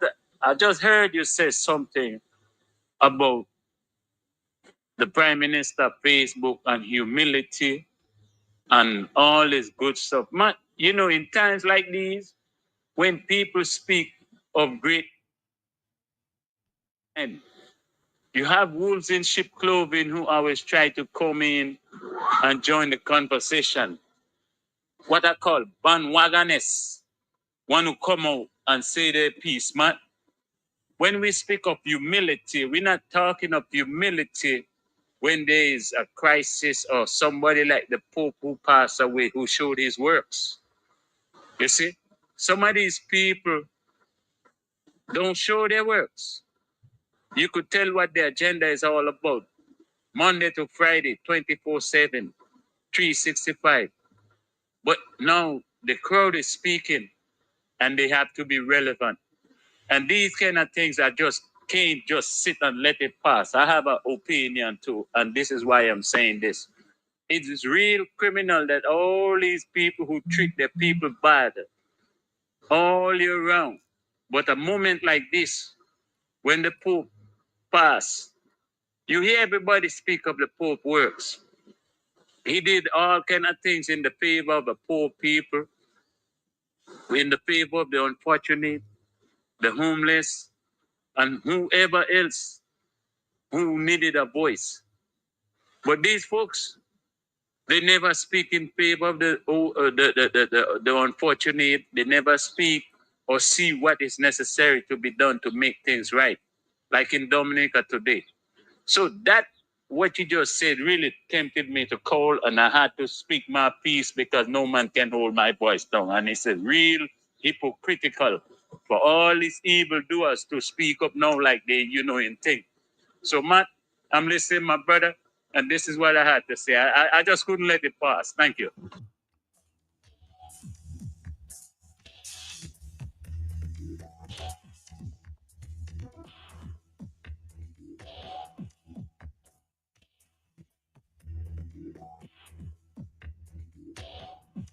I think there was a lot of pushback there this morning. Some text messages to suggest humility, Prime Minister.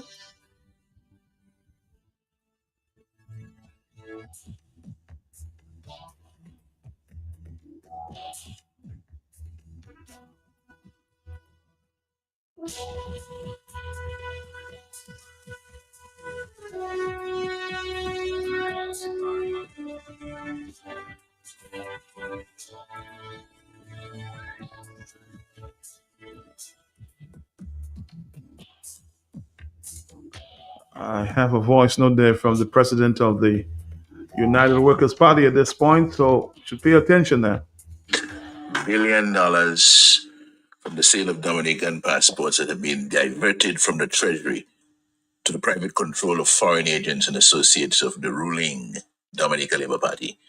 We hear that there is no evidence of any missing money from the sale of over 50,000 passports in the last 8 years.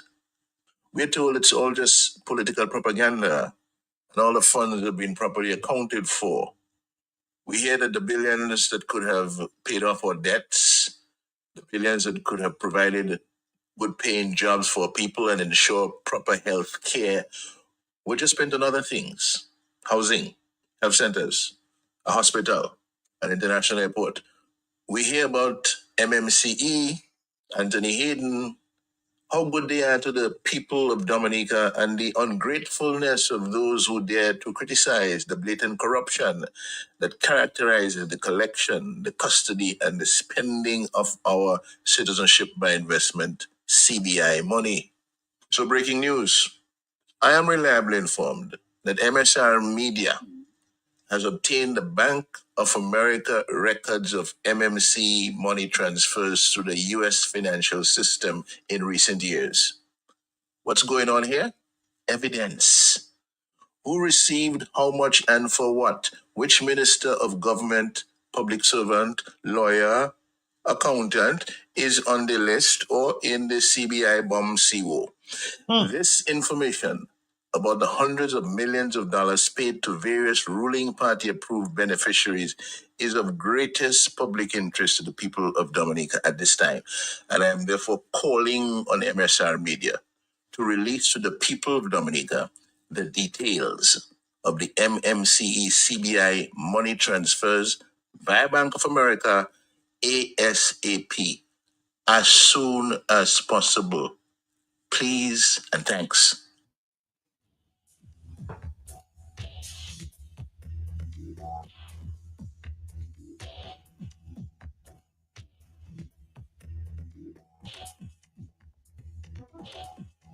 I suspect a few people may be sweating at this time, huh?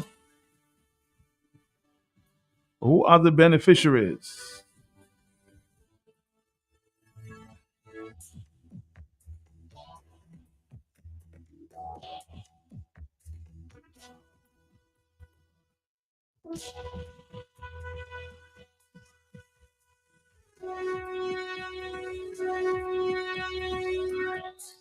That bomb CO. Names will be exposed, I suspect, very soon.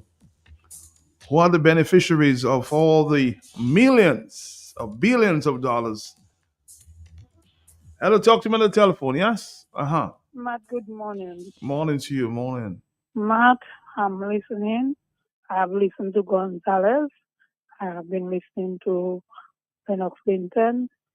Matt, the only thing I can say, may God help us, please.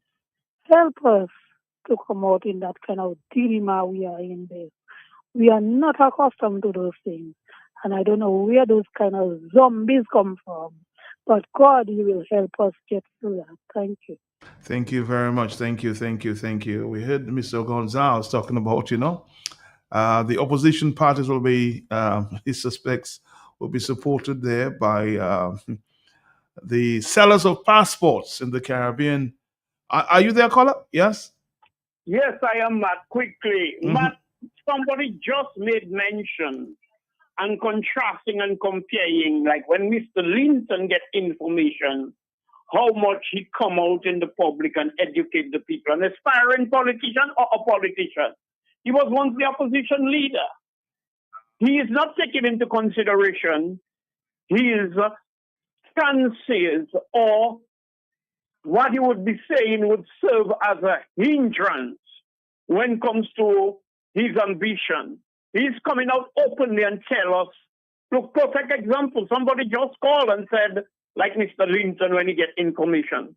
So Ralph Gonzalez in his hypocritical statement will come there.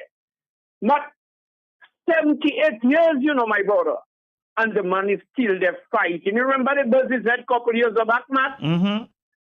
In some constituency where he was campaigning and stones were being thrown. But Matt, give it to him. You hear he go arresting people a mass, Matt? No. And his police beating people, hitting them with guns in their face, rubber bullet and tear gas. I love him. I respect the brother.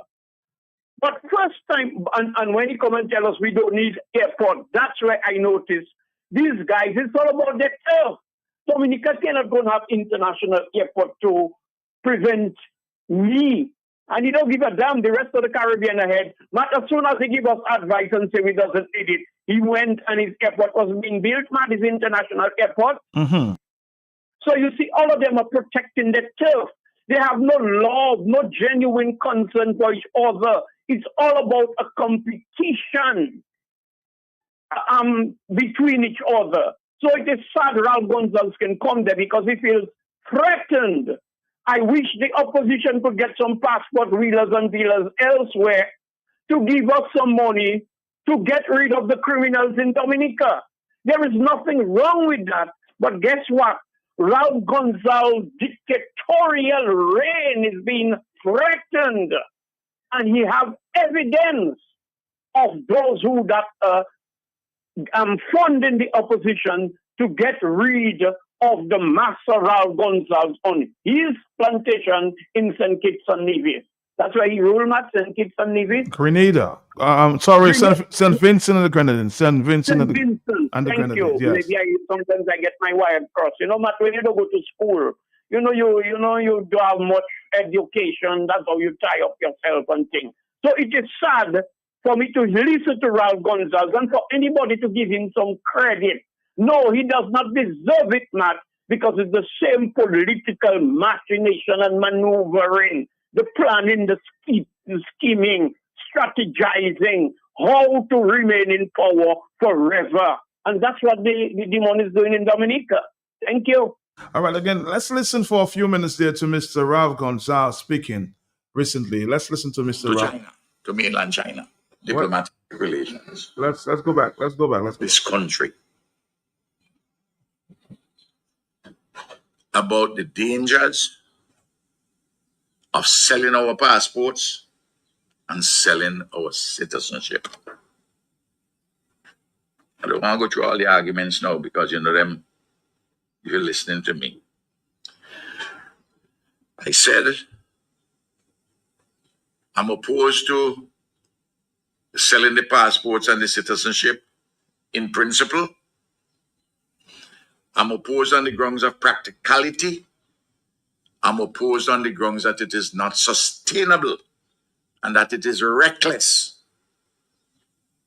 to run your country's finances on selling passport and citizenship. No. You see the Americans under President Trump saying that has to come to an end. Yeah, Canada is the same thing. Britain, they start to say they're taking away. You have to apply for visa now from certain of those countries. And the Europeans now have put it inside of their parliament. Parliamentary committee in the European Union Parliament has already addressed that question. It's going through the parliamentary process. It's just a matter of time. I saw it coming. It took a little longer because they give them some time to clean up. But I know that the money is so sweet for everybody. They weren't going to do any cleanup.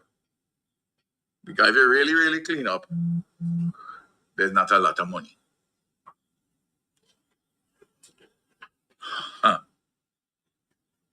The same people, the same passports, the companies which involved in selling passports and citizenship in some of the other territories, and there's some new ones too, who have been financing the NDP and the election campaign since 1998, but more particularly since 2001. They are hyperactive now.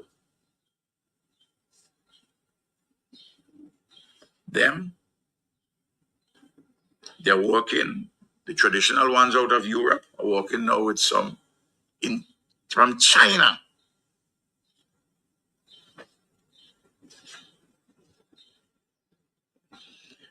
They even, in one case, there's an entity out of India which is connected with some cricket thing.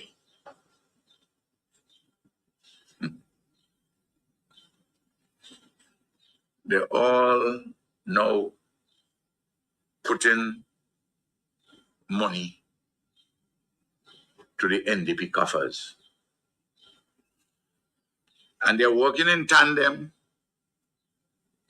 with those Chinese companies which want St. Vincent to move from Taiwan to China, to mainland China, diplomatic relations. Right now, they're operating in the embassy of a country not too far from us, in this Caribbean.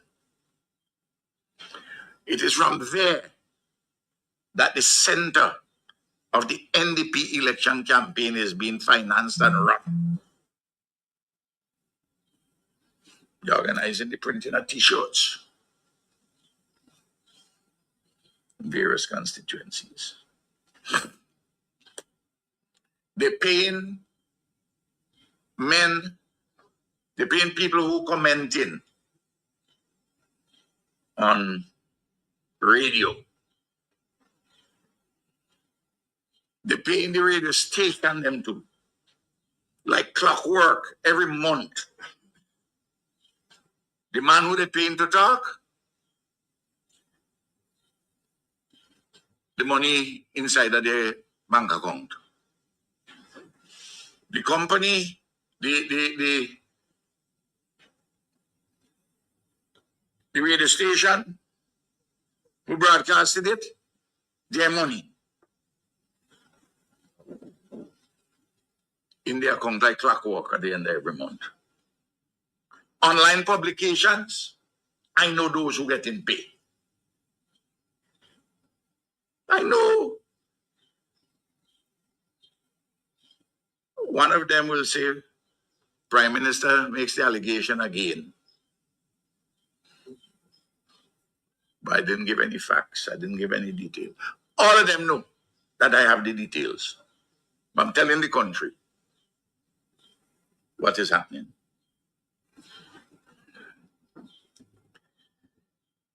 These people are so desperate now.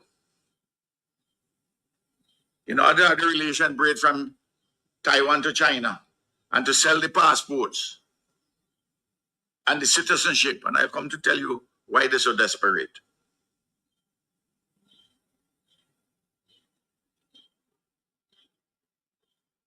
If a man have a drone, they want to know how they could get to pay him to do all kind of things.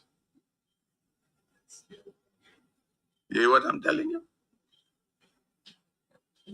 Checking out the number. Employing him. In fact,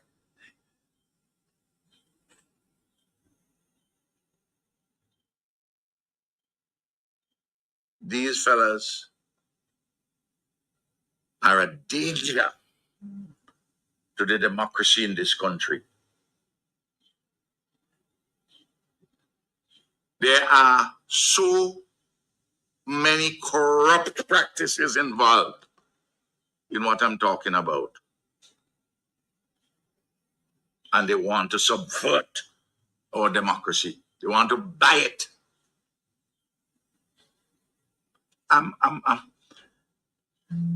Listen to me. I'm 78 years of age, you know. I have lived far more years than I have remaining left to live. And I don't have any fear about anything. Nothing at all. Nothing. But I love this country, I love this Caribbean. I've dedicated my life. I'm an activist for nearly 57 years now. What you see with me is what you get. You know that. But I'm warning the country. Beware of all of these people. Now, the companies who want to sell our passports,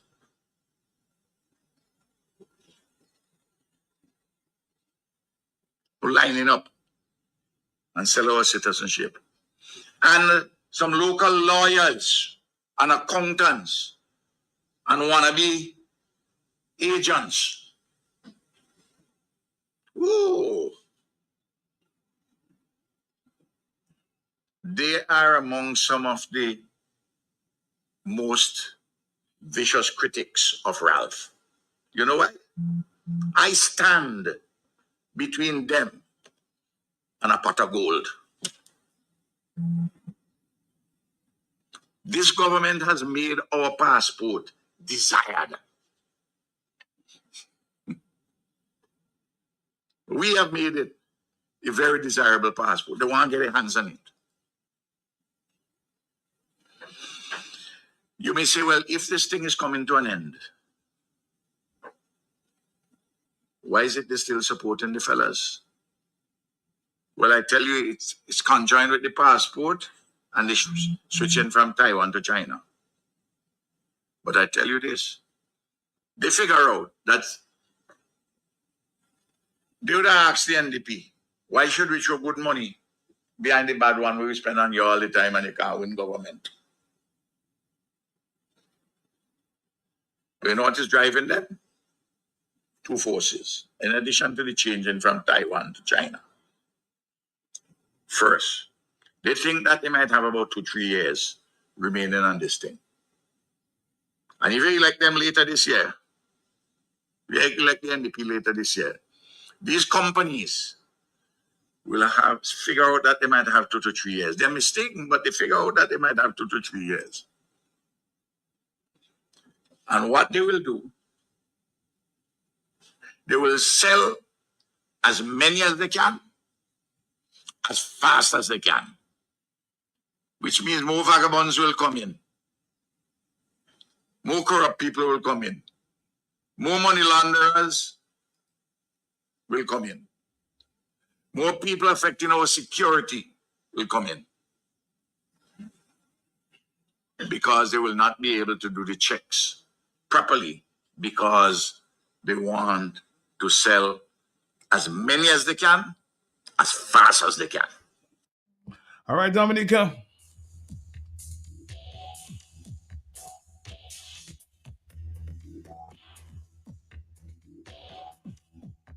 So you get a feeling of what's going on, huh? From Mr. Rob Gonzalez. And you heard Mr. Linton earlier.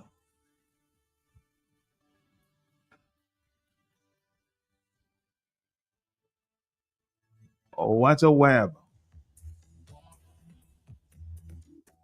What a web.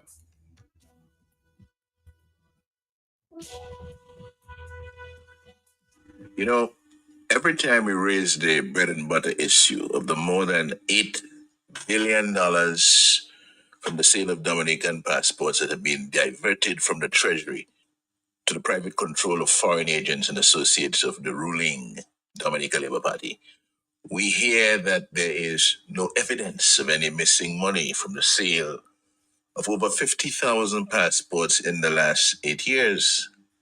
We're told it's all just political propaganda and all the funds have been properly accounted for.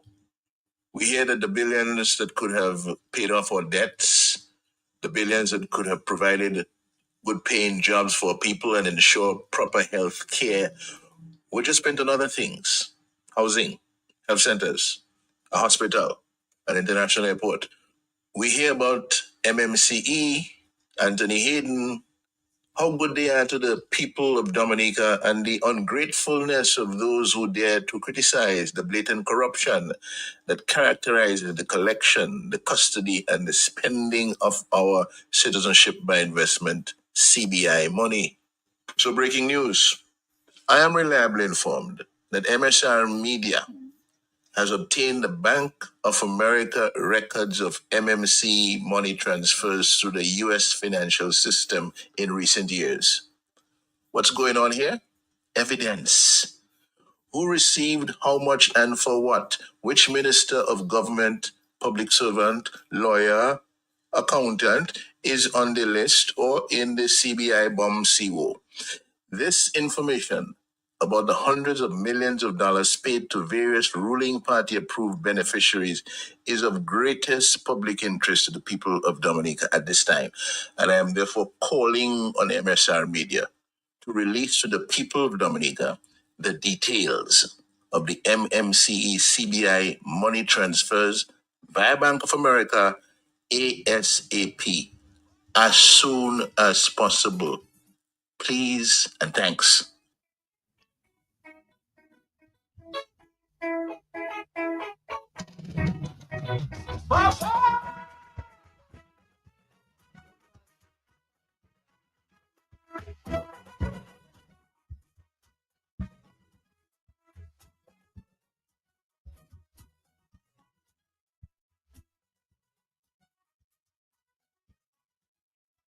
On trouble. Somebody put me on trouble list. I want to be on the bubble list. Somebody put me on the bubble list. Somebody says everything he said is right, meaning Ralph Gonzalez. But at the same time, he sounds paranoid. Like he knows St. Vincent's are finished with him. A man that has been in power for 20 years and put his son as minister of talking about democracy. Somebody put me on the bubble list. I used to play football. What's the shot? Play basketball. You used to play volleyball. Nobody taught me to play football.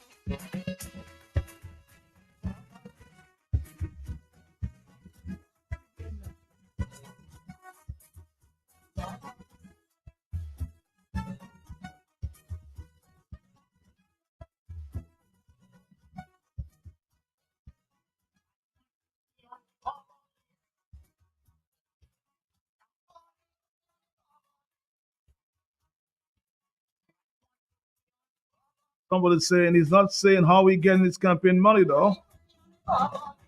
He must say who are the Caribbean passport sellers funding the opposition, huh?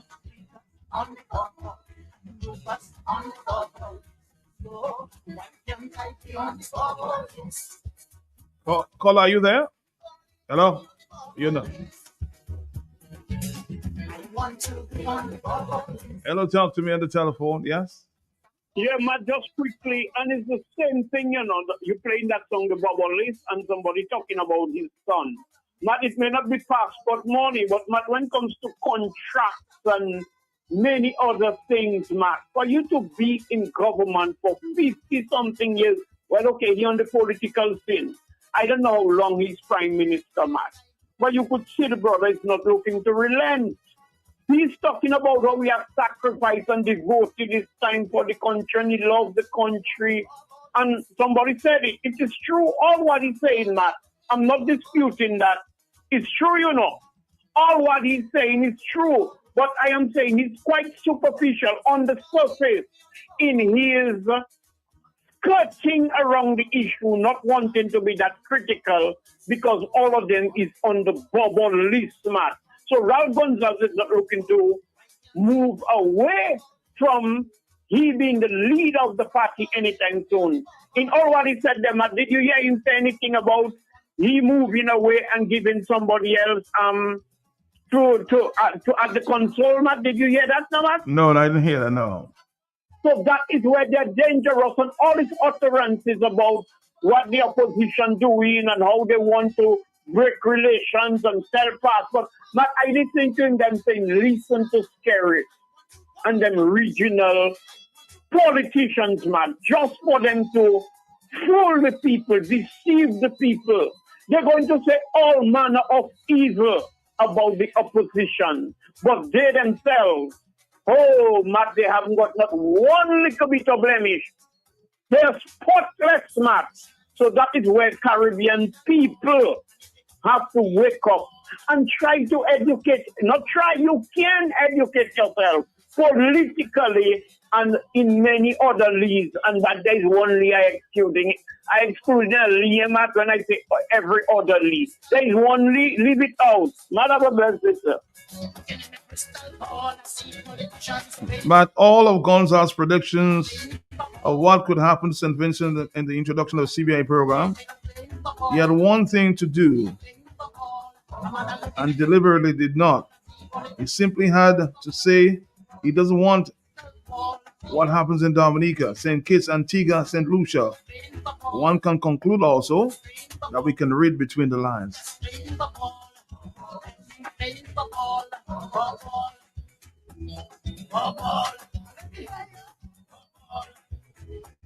Football, football, basketball, volleyball, football. Man, I'm looking in the crystal ball. I see politicians playing the ball. Looking in the crystal ball. I see politicians playing the ball. Playing the ball.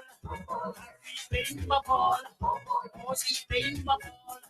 Johnny playing the ball.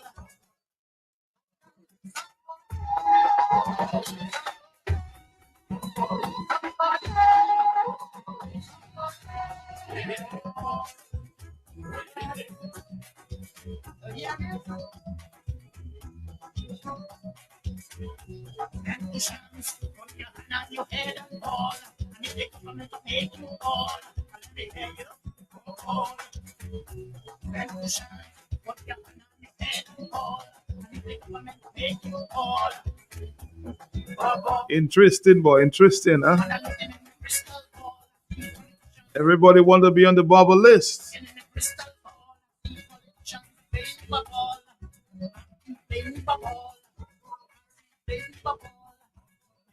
Say good morning to somebody on the telephone at this time. Phone calls are coming in. Hello, talk to me. Good morning. Good morning to Mr. Matt. Good morning to you, sir. Matt, I'm listening to Matt. Okay. Matt, I understand where guns are coming from, but I still don't want to condemn the sale of passport. I've been one that never supported it right through.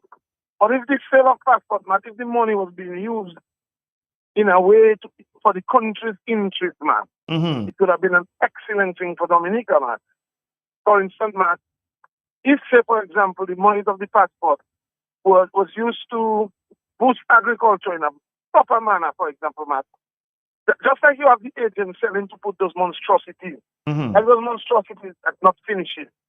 If you had one or two agents selling to build feeder roads, man, you know what I'm saying? Bring agriculture back to track. One or two agents selling to put irrigation, man. Irrigation is a simple thing to bring to the farmers, man.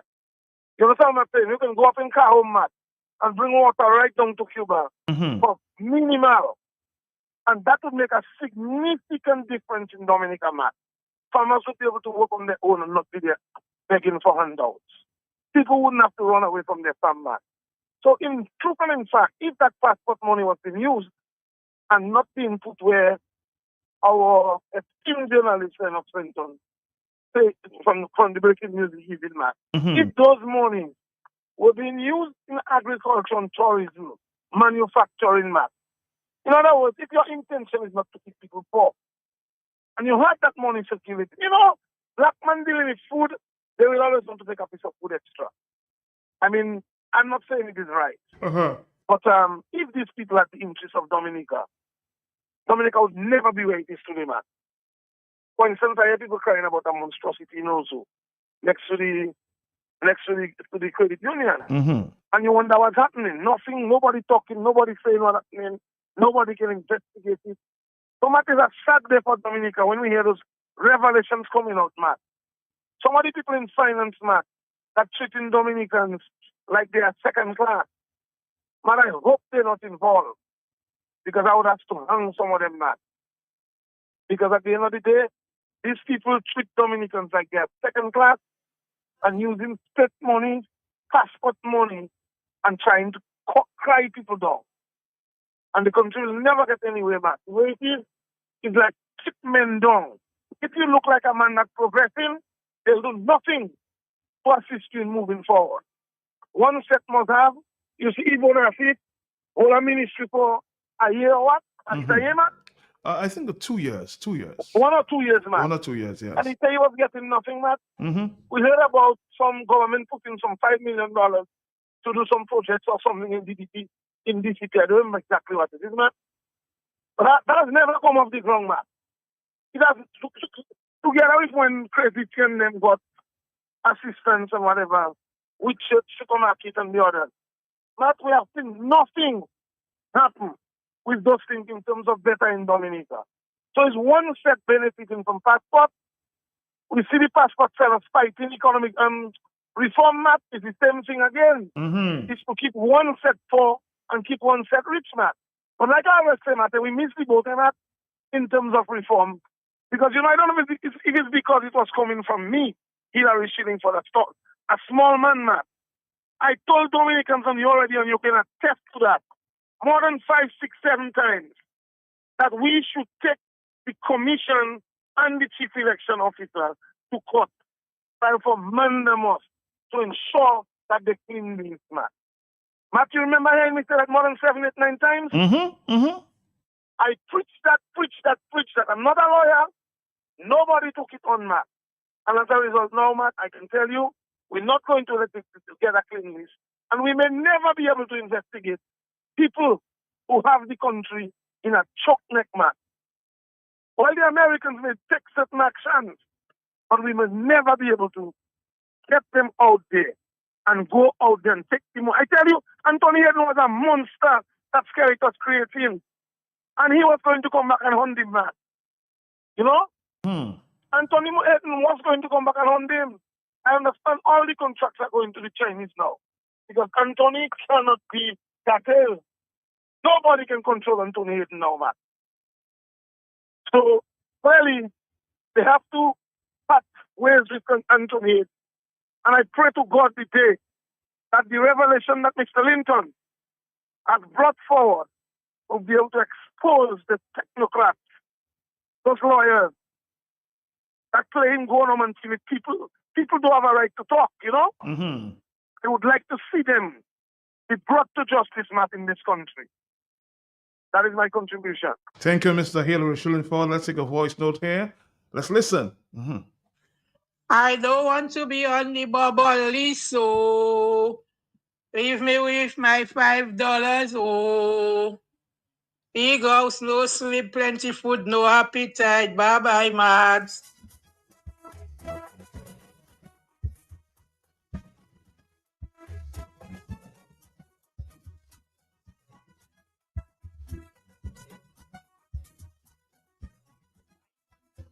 Somebody says, Matt, I'm listening to your audio from Gonzales with sales of passports. Interestingly, senior government ministers here are very much concerned about the ongoing 2025-2026 budget allocation discussions. From what I've been reliably informed from senior government officers, have been instructed and directed to make serious cuts to budget allocations with every ministry department. The concerns are that the current state of the economy requires austerity measures by this administration. However, the government will not go down the road knowing what they have done with Dominica's CBI monies. Somebody's encouraged me to do some investigations following this announcement. Again, I'm going to read it again. I'm listening to the audio from Gonzales Reyes passport. Interestingly, senior government officials here are very much concerned about the ongoing 2025-2026 budget allocation discussions.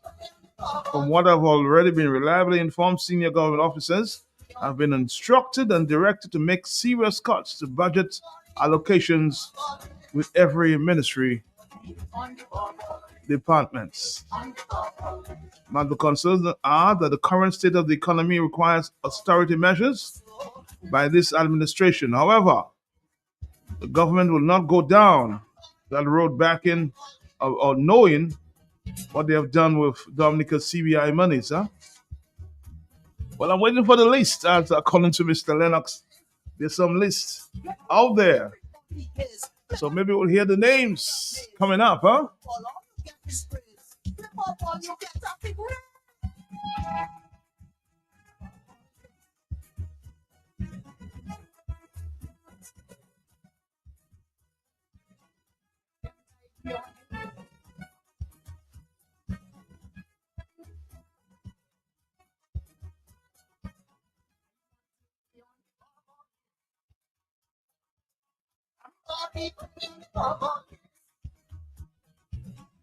Want to be on the bubble. Somebody put me on the bubble. Matt Petty, good morning to you. Good morning. Good morning to your listeners. Morning. I couldn't help but send you this voice message this morning While I'm listening to Ralph Gonzalez talk about the CBI and the influence of foreign countries, he mentioned Chinese operatives in an embassy in a Caribbean island not too far from here. It's obvious that he's talking about Dominica Mantelti.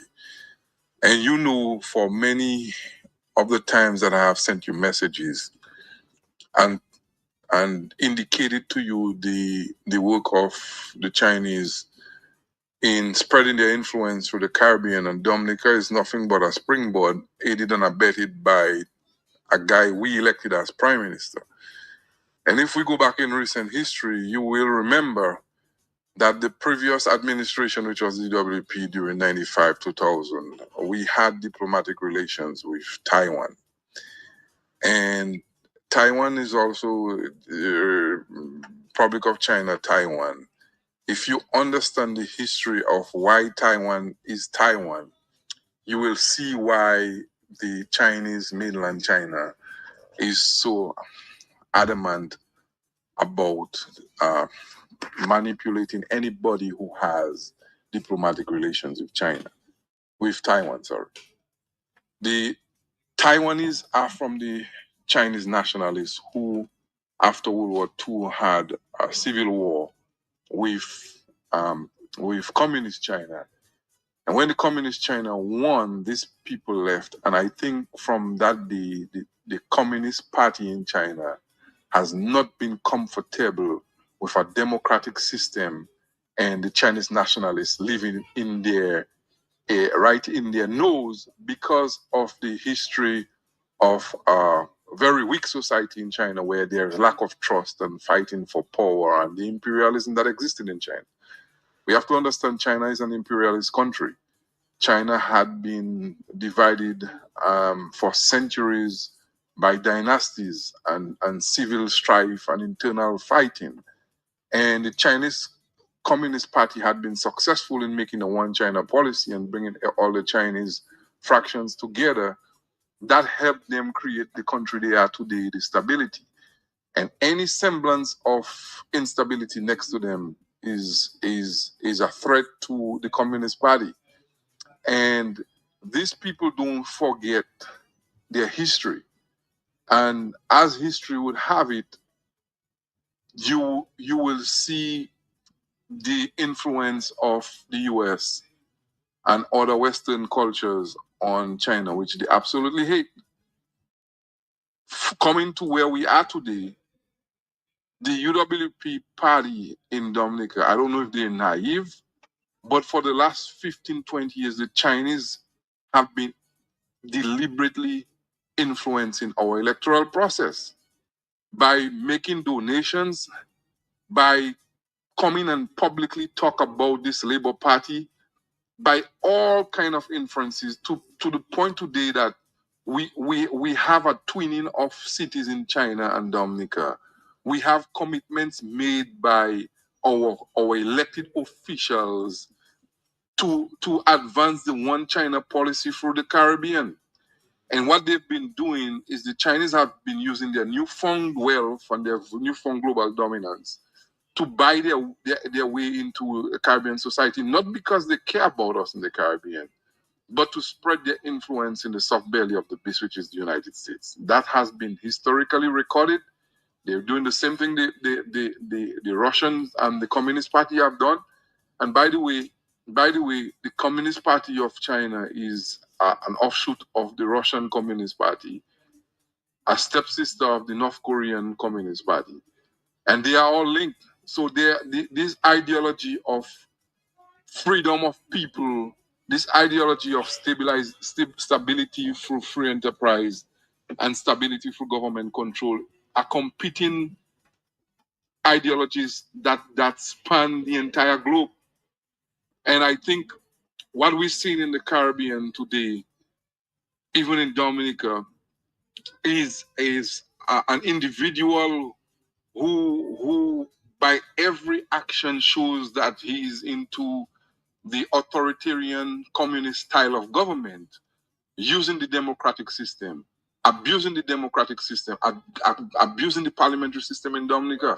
If we have seen what has happened in the last 20 years in Dominica, Dominica has become almost a one-party state.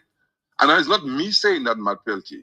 If you listen to the utterances of the Chinese ambassadors and you listen to the utterances of Roosevelt Skerritt, he's telling us what he's planning on doing. He's showing us what he's doing. After he fired elected officials, he selected people to stand in our parliament.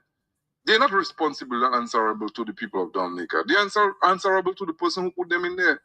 Destruction of the Labour Party constitution. Destruction of the Dominican constitution. The guy goes to China and the only thing he can come back and talk, he made a commitment to spread the one China policy for the Caribbean.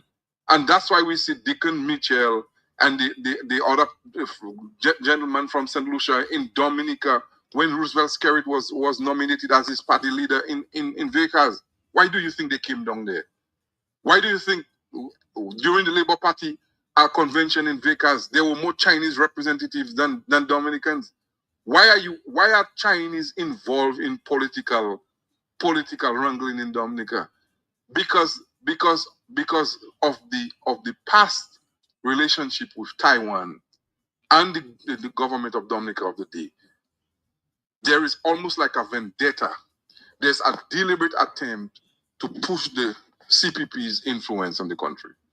And over and over I've been telling you guys that the Chinese influence doesn't have to do, they don't care about Dominicans and black people, because if they did, they would be buying millions and millions of dollars worth of our goods and services, but they're not. We export nothing to China except our dignity and our pride. So when I hear Ralph talking, what Ralph is saying is not unfounded. Well, Ralph has his political objective in his own country, so I get it. He has to pander to his power structure. But we cannot dismiss the information and dismiss the points he is making, because what we have seen over the last 20 years is an external influence. And there's no surprise that Ross left. There's no surprise when 6 planes came to Dominica by Americans the other day and they were harassed by the police officers, because Dominicans have lost control of their country, their parliament, and their finances and their resources. And one of the reasons why people like Roosevelt Skerritt pander to China away from democracy is because they know the American influence in the democratic process. And if you want to be a dictator, then you mingle with the people who will encourage that kind of behavior. And all we see happening, Matt Peltier, is the Dominican people are being used in the political juxtaposition of scrupulous characters, of thieves, of people that frankly can't be trusted for their own glorification. And I think we are being pawns in the Caribbean in the global push to advance Chinese rhetoric, Chinese philosophy. But Peltier, we as a people need to be smarter than that. We are being told what is happening, but I think we are being blinded by gifts, by money. And when you look at our society, all the youths are running away because of lack of jobs. Our medical system is a shame. There is garbage collecting on the streets, leptospirosis. Crazy like what? We have a state-of-the-art hospital that means absolutely nothing. A bunch of infrastructure that is built by Chinese our country cannot maintain. Civil servants have not gotten a raise in years. You have people in Dominica who have a legacy, have been there from generations, cannot afford to buy a piece of land, but we have foreigners coming with the backing of an industrial nation, buying up property and buying wealth, building wealth in the Caribbean, in Dominica, when the people who have bled and sweat and stayed in Dominica for all these decades cannot even buy a piece of land and a property. And we want to talk about humility. We have a guy who builds a house is over $2 million in Vegas, and while civil servants cannot get a loan to buy to build a 2-room bedroom, he calls it a fig shed, a disrespect to the people. And we talk about humility. Matt Peltier, I'm gonna say it again like I've always tell you. the Prime Minister of Dominica needs to be removed from office because he's the biggest threat to security. He's the biggest threat to the future of our children. And if that guy is not removed from office by force if necessary, I am afraid that we've lost our country, Matt Pelty.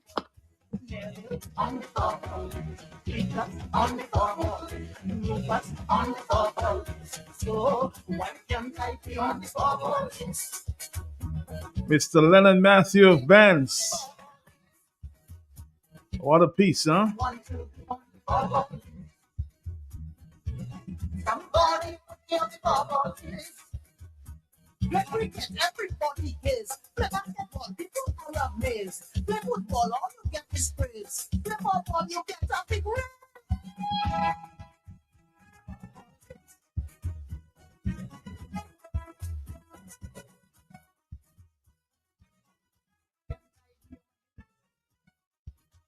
Expected to call Mr. Edison James sometime later about the 1 o'clock hour. Remember the statement that Mr. Clarence Christian made sometime last week? We have not gotten his side, meaning Edison James's side. So tune in at 1 o'clock, talk on the block, okay? If it happens on the block, we'll talk about it.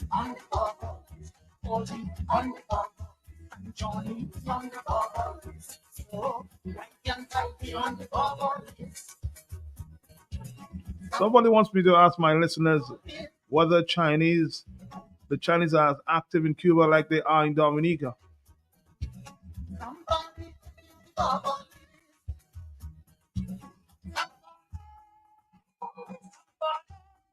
At 10:33 is the morning time. Talk to me on the telephone. Yes. Mad from the quarry in China. No. He said it was a mistake. A slip of the tongue, okay? Hello, talk to me on the telephone, yes? Uh-huh. Yeah, Matt, good morning to you, my brother. My brother, how you doing? Fine, thank you. Matt, yes? we have a serious situation here in Dominica. You see that passport business and that Chinese business, Matt? You notice, Matt, that the Chinese are wrapped up in the passport selling program because as somebody made the point earlier on your program, MNCE is giving all its passport projects to the Chinese, Matt. Matt, I hope also Dominicans notice that the Chinese are operating in Dominica unchecked without any kind of oversight. Even with respect to our planning division, our planning and physical department, Matt, they are impotent. Their functions are impotent where the Chinese are concerned. That is on record. The police, they are impotent as far as the Chinese are concerned where it has to do with the dispensing of law and order, Matt. The Chinese, Matt, look at what they have done to David Chagel. Just taking over his property without compensation, Matt. And then when even the PAL rep made representation on his behalf to the police told the PAL rep of Marigot that they cannot do anything to help them once it is the Chinese and Anthony Hayden. So we have a set of people operating above the law. Not a few weeks ago, they were considering to bring their seamen boat at the Marigot Fisheries Complex to unload the seamen there to reduce the traffic from the road, from Roseau to Marigot, Matt. So they had Chinese officials visit the fisheries complex, the Marigot Fisheries Complex. Matt, you must come up and make an investigation for yourself, Matt, for you to verify what I'm going to tell you. Matt, you know what happened? When the Chinese officials came there, you need to check roll and roll to find out if he was the one who gave the order to remove the Japanese flag from the Marigot Fisheries Complex, Matt.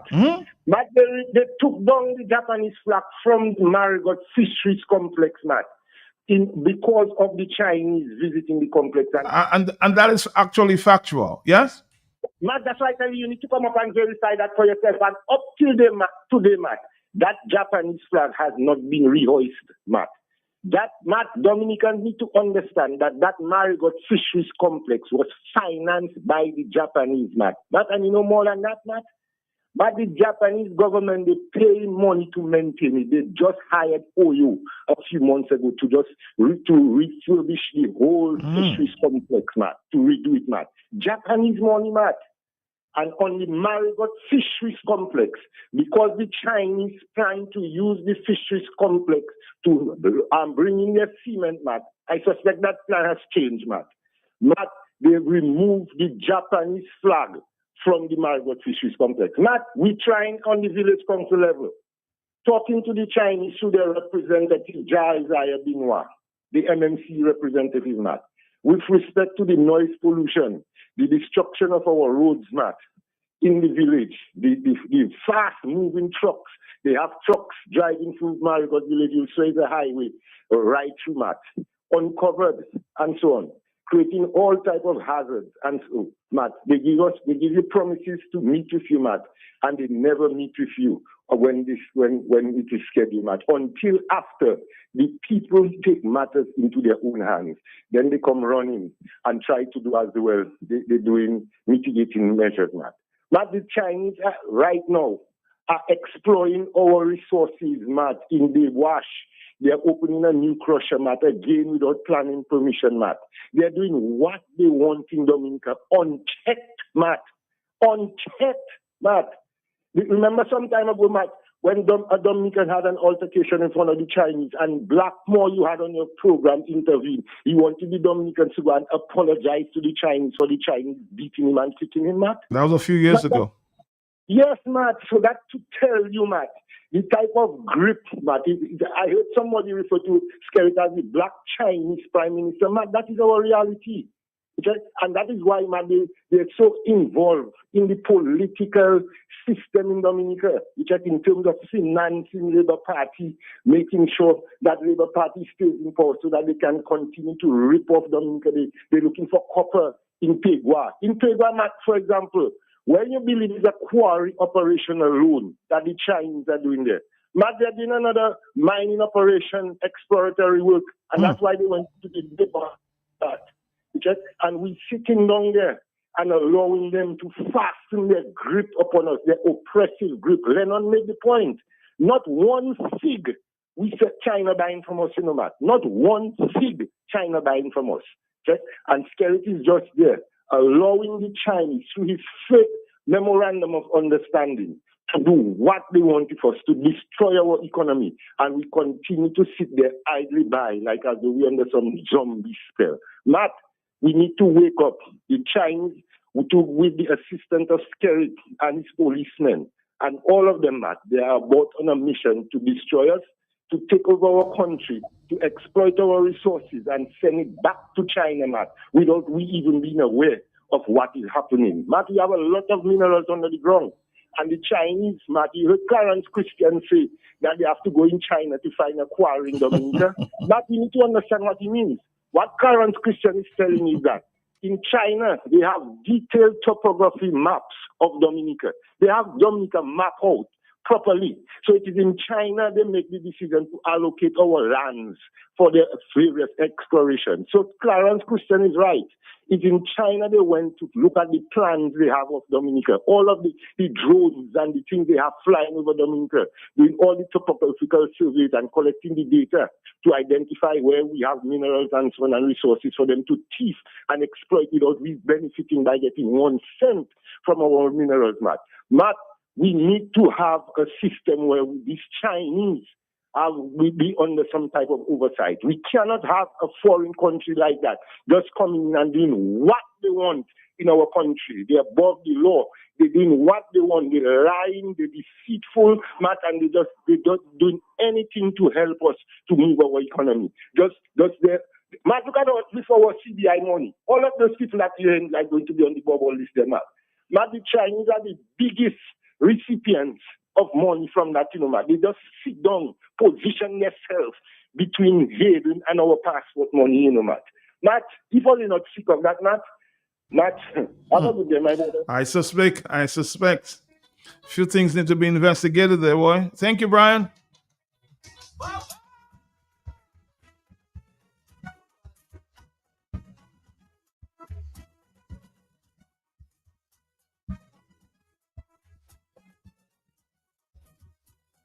We'll take more phone calls in a while. Let's listen to another voice note there. A very, very busy morning. Let's listen. Had a happy Easter and a very exciting good morning, Matt, and good morning to all Dominicans. Hope everyone had a happy Easter and a very exciting and fun-filled Easter Monday. Matt, listening to that audio from Dr. Ralph Gonsalves, Matt, one of the things that I must do is respect the man for not prostituting his country's sovereignty, for not diluting his country's sovereignty by way of reckless sales of his country's passport, Matt. But Matt, can we say that? We cannot say that, Matt, because our sovereignty has been diluted so long because we have unpatriotic men, treasonous men selling our passports, selling even diplomatic passports, something that's not supposed to be sold. Is being sold to the to crooks and criminals and people on Interpol's list, people who have usurped law and authority in the country, usurped immigration laws. These are the criminals who have gotten away with our passports, Matt. And so I must applaud Ralph Gonsalves for saying that he loves his country, because if a leader loves his country, he will not sell out the soul. He will not bargain the soul of his country for a few dollars, Matt. In our case, billions. So yes, I respect Ralph Gonsalves for that. But on the contrary, Ralph Gonsalves has been in office for about 20 years. He said he's 78 years. So isn't it time for him to make his exit for retirement, to enjoy his retirement? If Ralph Gonsalves had called himself a patriotic Vincentian and that he loved his country, then he would have groomed, or his legacy would be sufficient to create leaders who would emulate his leadership and preserve the democracy that he preserved by not selling his country CBI, not diluting the sovereignty of his country. Matt, we have seen what happens in the Caribbean. We see what happened in the Caribbean, and it's still happening. When all the other rest of the Caribbean islands are selling the passports, selling citizenship by investment. Citizenship by investment. What is this investment you're seeing? Couple laundering machines, big laundering machines in the name of hotels, but you're not seeing those citizens step foot in the country, to live in the country, to invest in the country, as they say. How much employment has those investments created for indigenous Dominicans, with the exception of Jungle Bay, that employs maybe 100 or so Dominicans? Where else, which other project in Dominica have you seen Dominicans being employed under the CBI program? So yes, Matt, but one of the things that I must say, Matt, a leader, a good leader, would want to make his exit. He said he's 78 years. If you're 78 years, Mr. Gonsalves, you should be getting ready to leave office, demit office, because based on the legacy that you have created, you should not be in any fear that your successor or successive leaders aren't going to emulate the legacy that you have left behind, and that is preserving the democracy of your country. And he's right. When you look at the lawyers in Dominica, a lot of them are involved in the corruption, the CBI corruption. When you look at the different institutions, a lot of them in the high offices are involved in the same passport corruption. When you look at it, look at what is happening with the Chinese and everything else. Our democracy has vanished, Matt. And this is what has happened when you have a leader in office for too long, let alone a corrupt, greedy leader with an insatiable appetite for wealth. It is sad, Matt. It is sad that these Caribbean leaders, they think once they are elected, they are on their father's estate. That is their inheritance. The country where they are was bequeathed to them, but they forget that they were elected by votes and ballots and sometimes rigged the elections like in Dominica. So it is a crying shame to be 78 years and still want to sit in the office. What happened? You want to be peeing on the chair of the prime minister? Come on, sir. Live with your legacy and your respect and let someone else take up the office of prime minister through the normal process of elections. Thank you.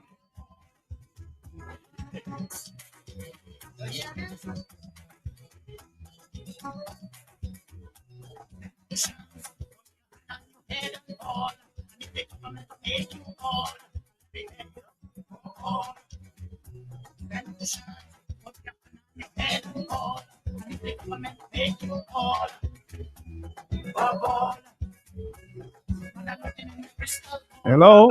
Sorry about that. Let's take another phone call. Are you there? Yes? Hello? Oh, sorry about that. I'm missing the calls. Are you there? Yes. Yeah, Matt, finally, quickly. Matt, ask Blackmore for me when you get in touch with him.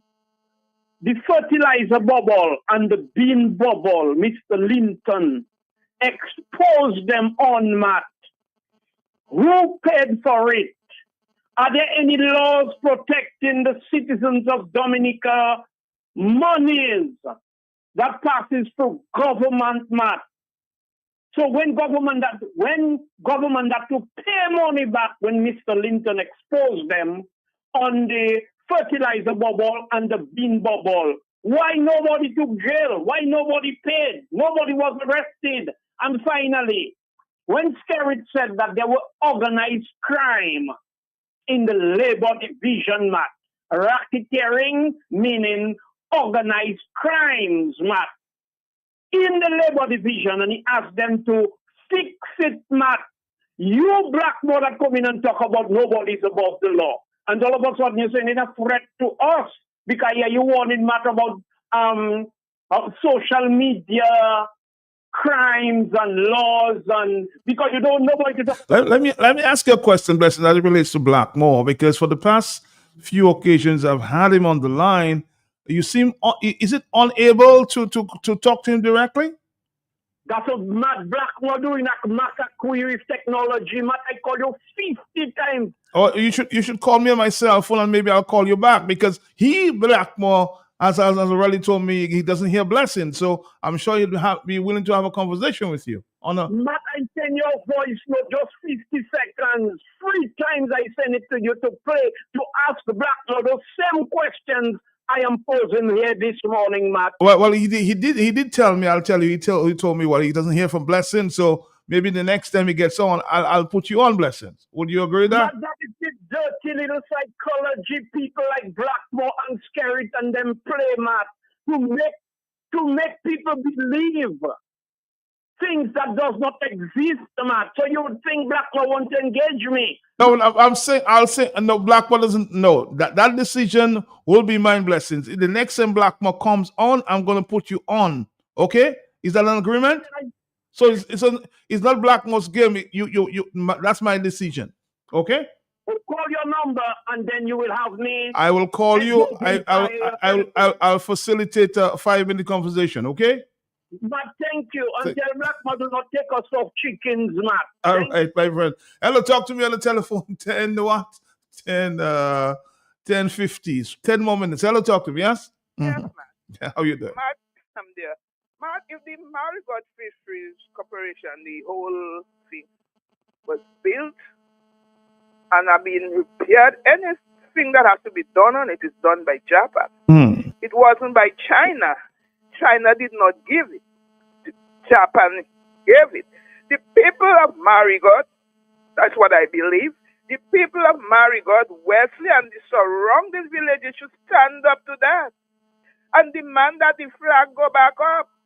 Not because the Chinese come there that the flag should go down. Yes, Matt, not the standard. We stand up in that country for what we believe in, Matt. Look at what happening around the world, especially in America. People was all up in Trump towers protesting about what Trump and Elon Musk doing to America. So you have the Chinese coming to the fisheries cooperative to bring in the cement. They're not for cement. It was for fish. And the people should stand up. Wesley, Marigot, Concord, Debwash, and all the neighboring villages should stand up and say, hell no. Nothing shall go so. That happening there. Take all your cement somewhere else. But I see a project is being done, and look like the Chinese are doing it in the piece of land between Astafan, parking lot and Astafan. They're not. Mm-hmm. Chinese are doing that there. I don't know who it belongs to. I'm not sure. I'm telling you okay. What I see. Chinese in their blue clothes that they're working. Just before the holiday there, I say, hell, what the hell going on here? Chinese are there. So do your investigation and try to find out what is going on there. Who does that project belong to? All right, Blue, thank you very much.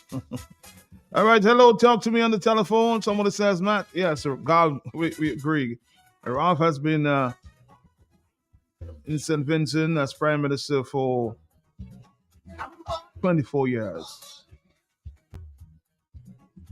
And somebody still suggests he wants to be there to reach his 30 years.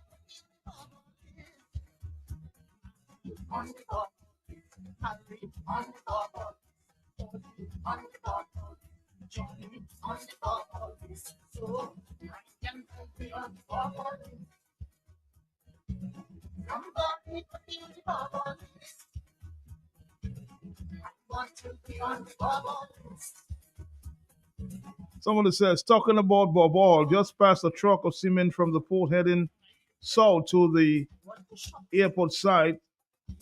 So where the truck is going at this time with the cement intended for the airport? Mr. Christian, you said you are an accountant, so come tell me and take care of the proper records being kept, audits being done at the airport to make sure that the materials and the equipment intended for the airport is actually used at the airport. Somebody says they saw a truck of cement heading south. I don't know. Maybe you should follow the truck and find out where is it going.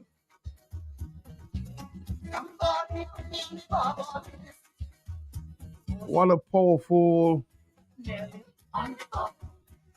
piece by Mr. Leonard Matthew. Well said. Somebody else suggested that Mr. Leonard Matthew should come do some training with the United Workers' Party and its executive in terms of delivery.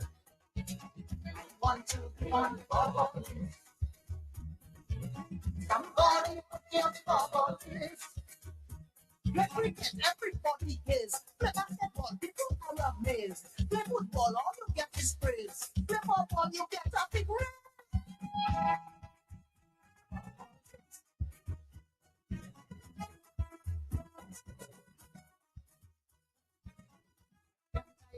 Somebody suggesting that Mr. Ralph Gonzalez may be grooming his son to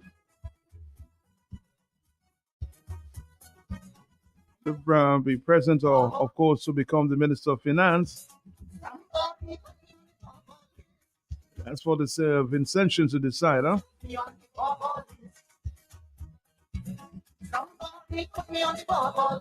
It's 10:55. Brian is so right about this, about the exploration by the Chinese. I don't know if you guys can remember some time ago. I remembered it because of what the Prime Minister said. There was a plane flying over Dominica. There was a plane flying. There was this little plane, and people were concerned about that because they were like, this plane keeps flying over Dominica and we don't know why. And the scary said, oh, don't worry about the small little plane. That's what I always remember. He said, don't worry about the small little plane is whatever. He gave some kind of nonsensical excuse. But you see, our people are not a curious people. And so it is it is syndrome. Nobody cares. And like I say, everybody's just too busy trying to survive that they're not really taking note of what is going on. But I do believe that these people are all over the country, and they're digging for stuff. At the same time, they're destroying the land. They're destroying the island, you know. And you, as a prime minister and other ministers, nobody's saying anything or can't say anything. Come on, man. Dominica is sold. It's sold to the Chinese. All right, Dominica, let's go to wrap it up here at this time. I've got to go, though. I've got to go. I'm going to leave you with the gypsy. Until 1 o'clock hour, don't forget Mr. James will be giving his side of the story as it relates to what's going on in the Marriott, according to Mr. Clarence Christian.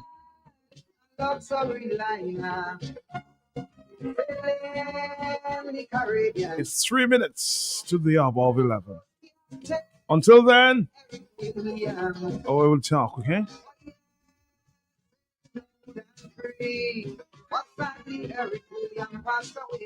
The ship hit rock water and then someone turned the bridge over to a captain named Chambers. Me blood crawl, things that will fall. Hold me head when I say, Captain, ship is sinking. Captain, the seas are rough. Oh yes, we get tank almost empty. No electricity, we oil pressure reading low. Shall we abandon ship or shall we stay on it and perish slow? We don't know, we don't know. Captain, you tell me what to do. Whoa.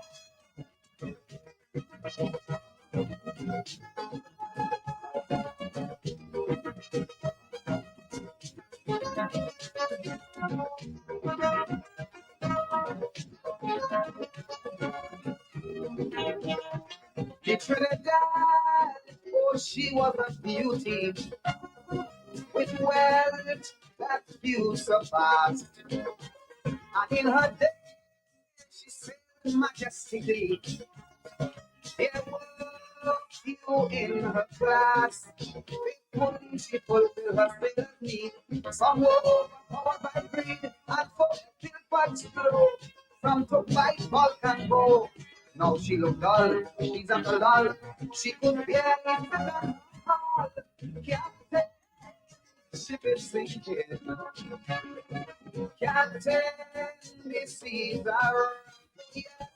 We got some almost empty, no electricity. We oil pressure reading low. Shall we abandon ship or shall we stay on it and perish slow? We don't know, we don't know.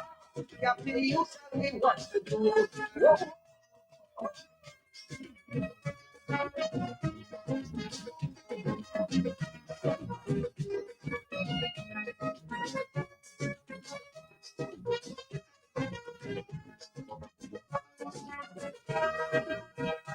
The Trinidad, in her day of sailing, she was a friend to one and all. She never once ever hesitated to answer all SOS calls. And yes, but she always did her best to help out those in distress. Now it's so sad to see she's in difficulties. Though she helped share, some of them share. And some Captain, the ship is sinking. Captain, the seas are rough. We got some almost empty, no electricity. We oil pressure reading low. Shall we abandon ship or shall we sit on it and perish slow? We don't know, we don't know. Captain, you tell me what to do. Whoa.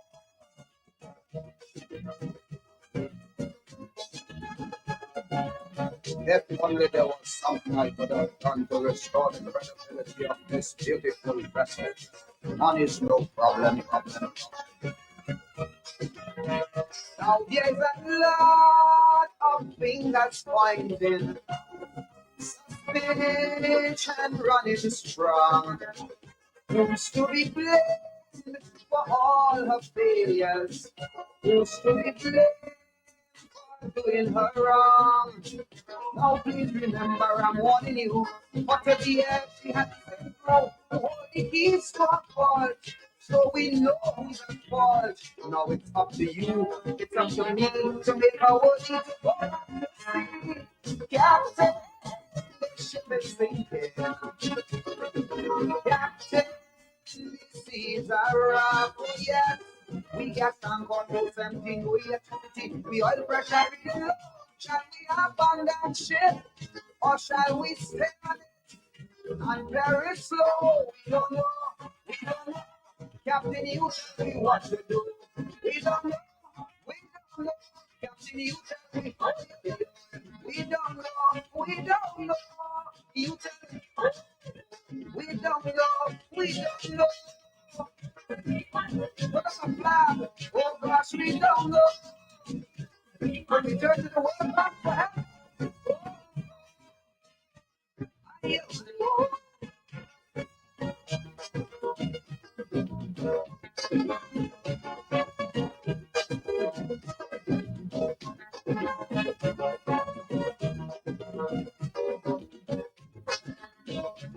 We don't know.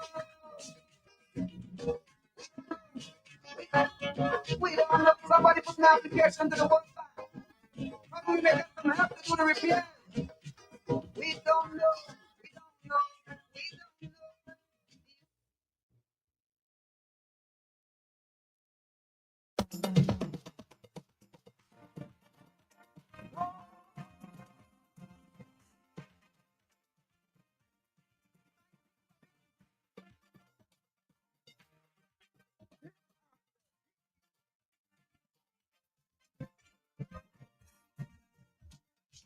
It was last year carnival, had an experience part. While jumping up in the van, help up a young woman. We jumped from morning till night, he was responding alright. Oh, that brings me in a spot. The woman got to get home. Take me back to me mama. Take me back to me papa. Take me back, boy. Get to that. What kind of thing you want? I ain't going in no station.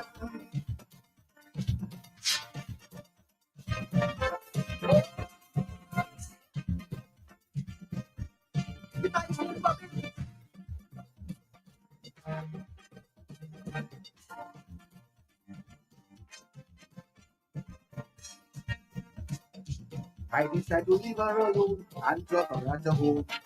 The Lord alone know how I feel, dropping her while we do.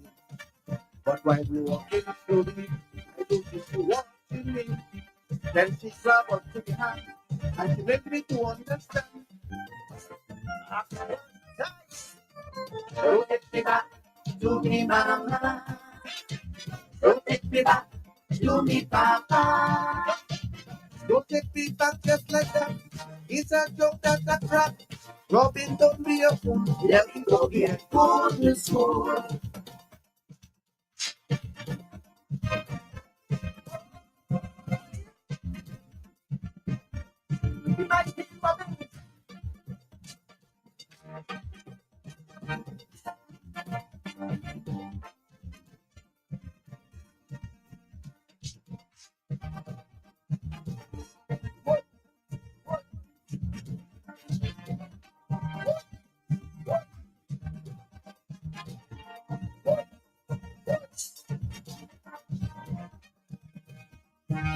That's a bachelor, so you marry her to live in fit and in harmony.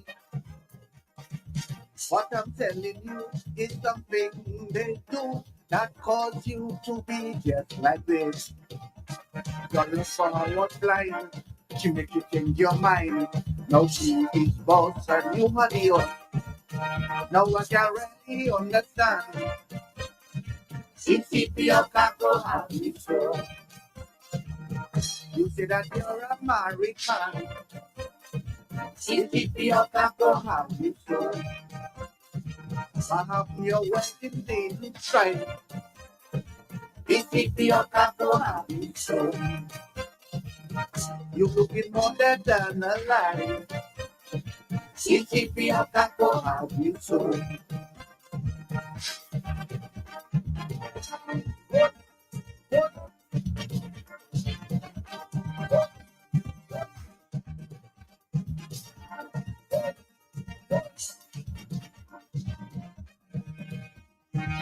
What it is at all? You getting so small, and you devoted to alcohol. Married and a time, have you going like hell? The thing they gave you was gonna well.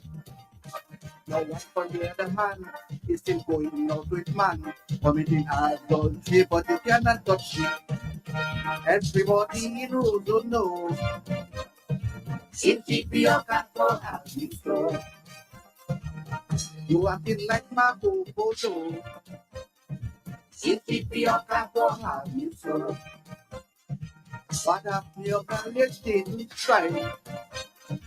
Ethiopia go have you so. You looking more than a lie. Ethiopia go have you so.